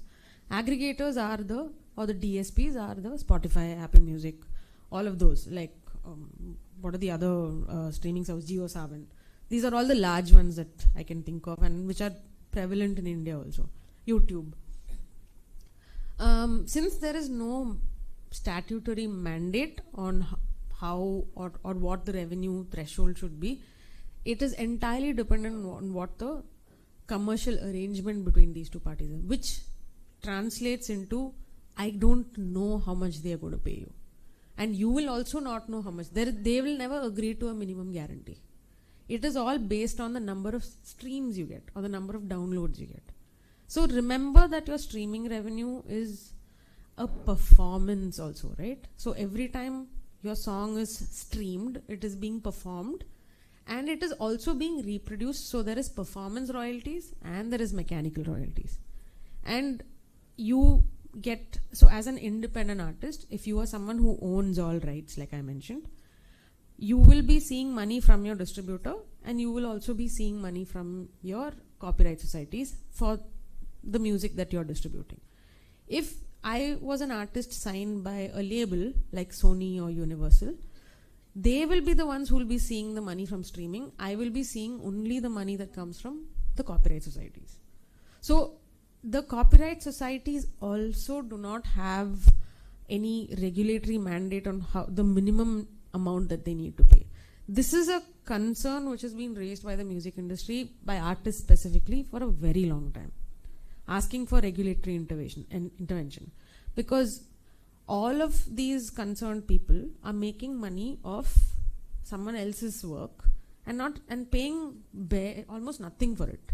Or like, for example, Spotify pays lesser than 5 paise per stream in India, and it pays I think maybe around 85 to 90 paise per stream in the US. So there is a difference over there as well.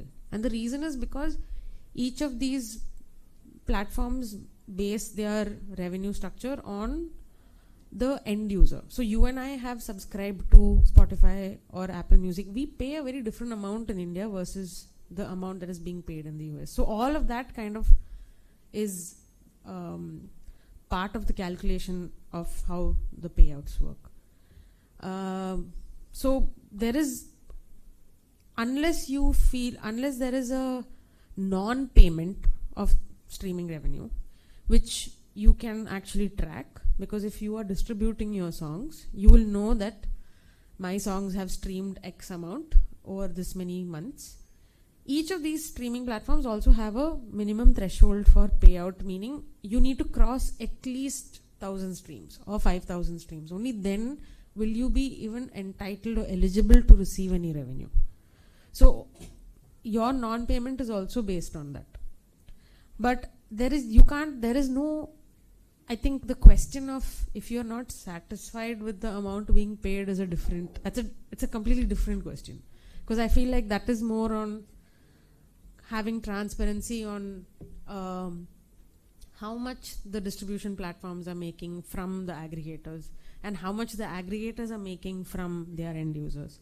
And even within this, I think workflow, you have record labels will get paid more than an independent artist because they have a higher negotiating power. Because most of these platforms, most of the songs on these platforms are owned by large record labels. So yeah. Thank you, ma'am.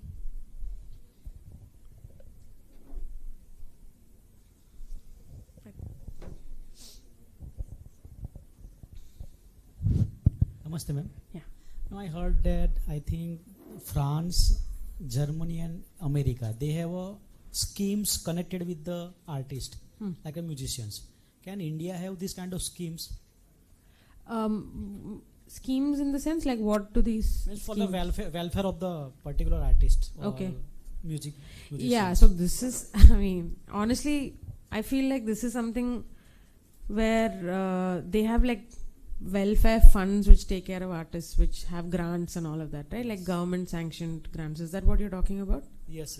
Yeah, so I think India right now does not really have an official grant. It kind of relies on non-government infrastructure to like get grants for artists. And they do have international relationships, like the British Council has grants for musicians, but nothing which is Indian government sanctioned. So, ma'am, I also heard in 2012 when I think in the speech of Javed Akhtar, maybe, that they talk about the pensions for the musicians. Yeah. So, but I don't know what is the context. Yeah. Yes. So what Javed Akhtar Sahab was talking about was IPRS, which is basically the copyright society. Yes. So a copyright society is someone who will collect royalties on your behalf and pay you a certain amount based on how many times your song was listened to or streamed somewhere. So only if you're registered, only if you have songs out and if you're registered with IPRS, then you will be seeing some amount of money coming in. And in that context, he had spoken about how a copyright society is like a pension fund for artists. So if you are an active artist, or even if you are a retired artist but you have had like songs come out, then this is your income stream. And that's why it's so important that copyright societies are maintained and, you know, like kept accountable for the work that they do. Because the music industry is not highly regulated, right? Like unlike other industries. So yeah.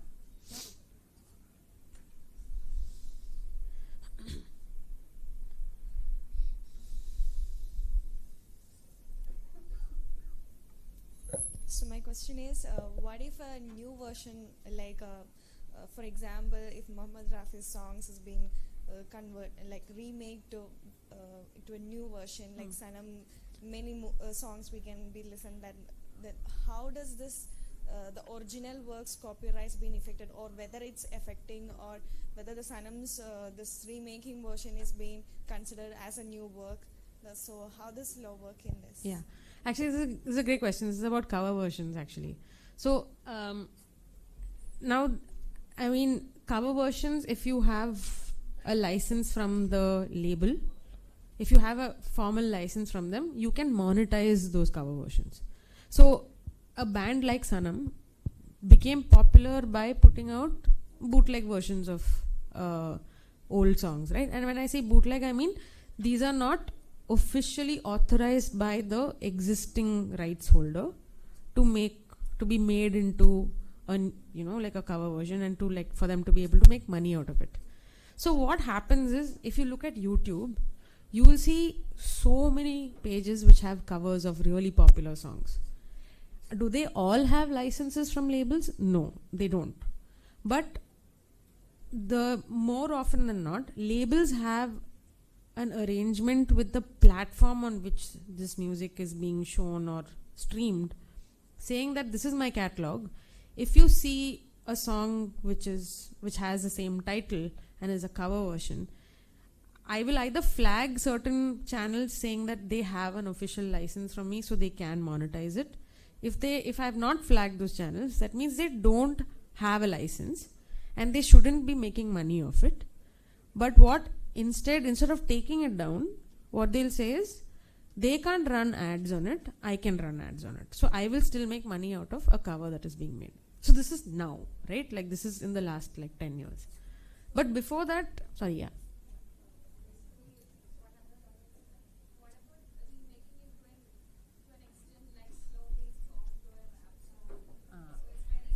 Yeah.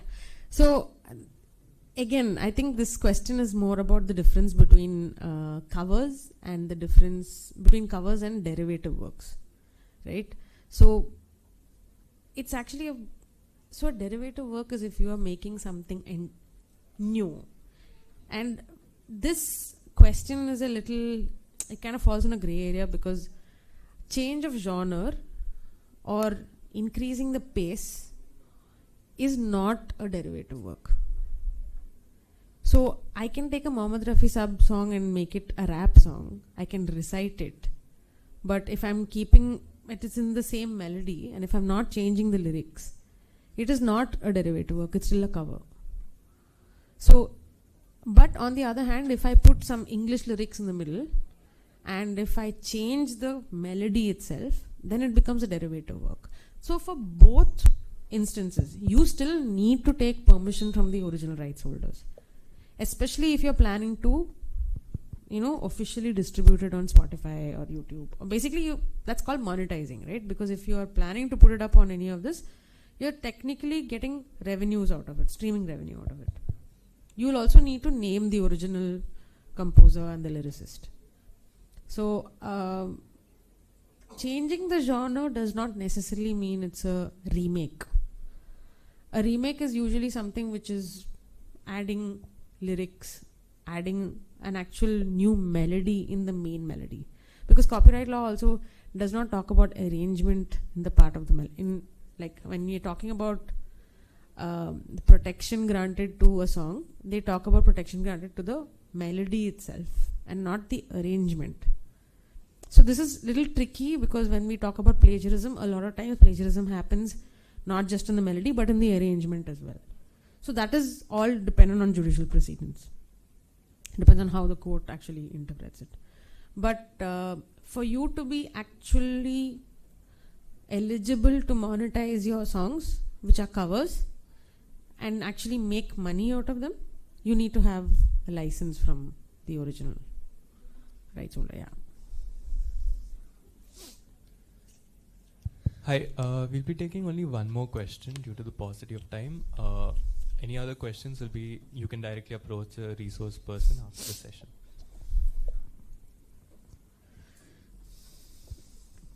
Good afternoon, ma'am. Yeah, hi.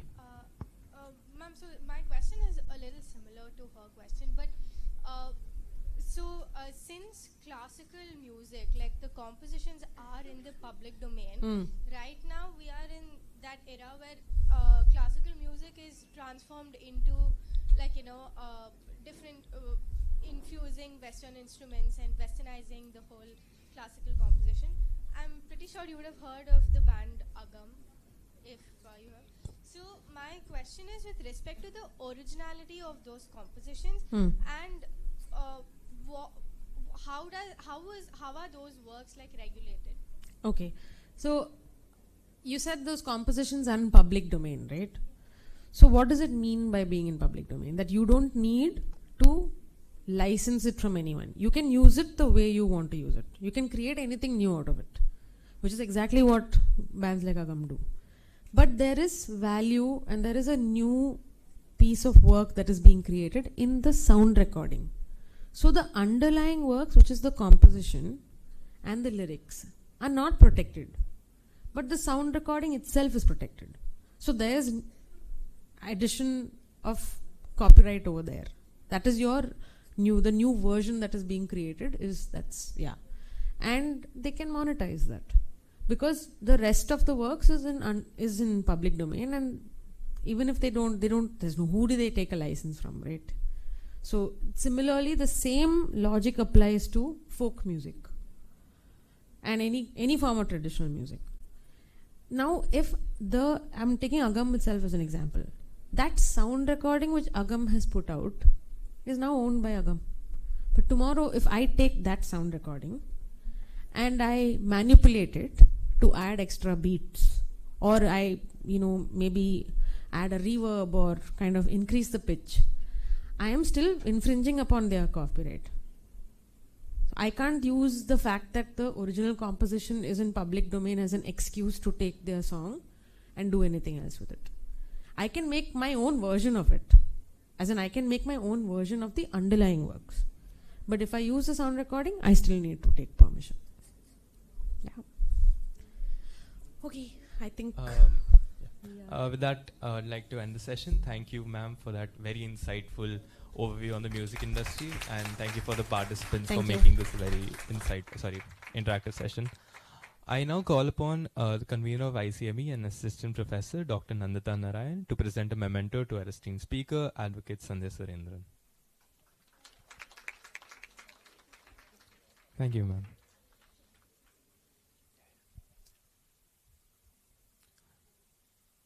Now, we'd also like to thank our sponsor for this session, Mr. Vishnu Nair from RM Legal. He specializes in corporate commercial law, and we'd like for sir to say a few words on the event.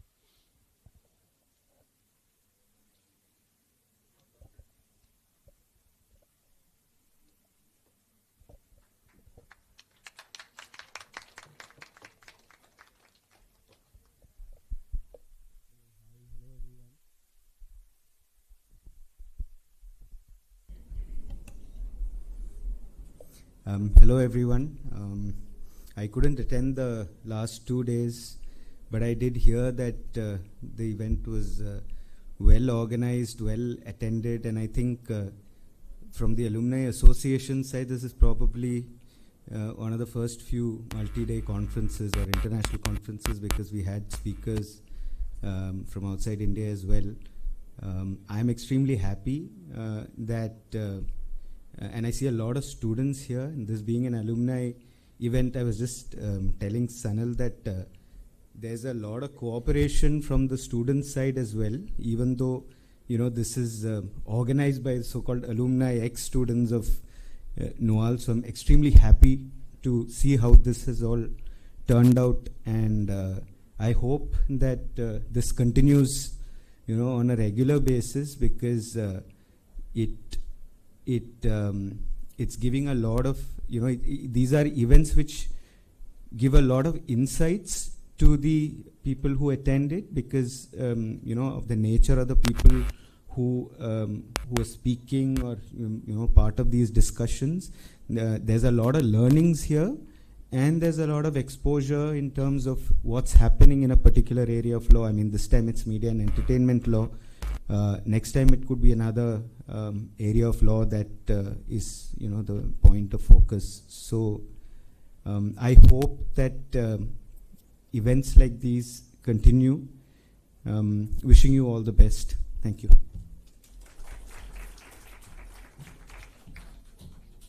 Thank you, sir. A brief announcement for everyone who has paper presentations today. Please join your WhatsApp groups at the earliest for a smooth coordination of that session as well. Thank you. Also, now is the beginning of the lunch break, so please go have lunch. The next session will be in the auditorium.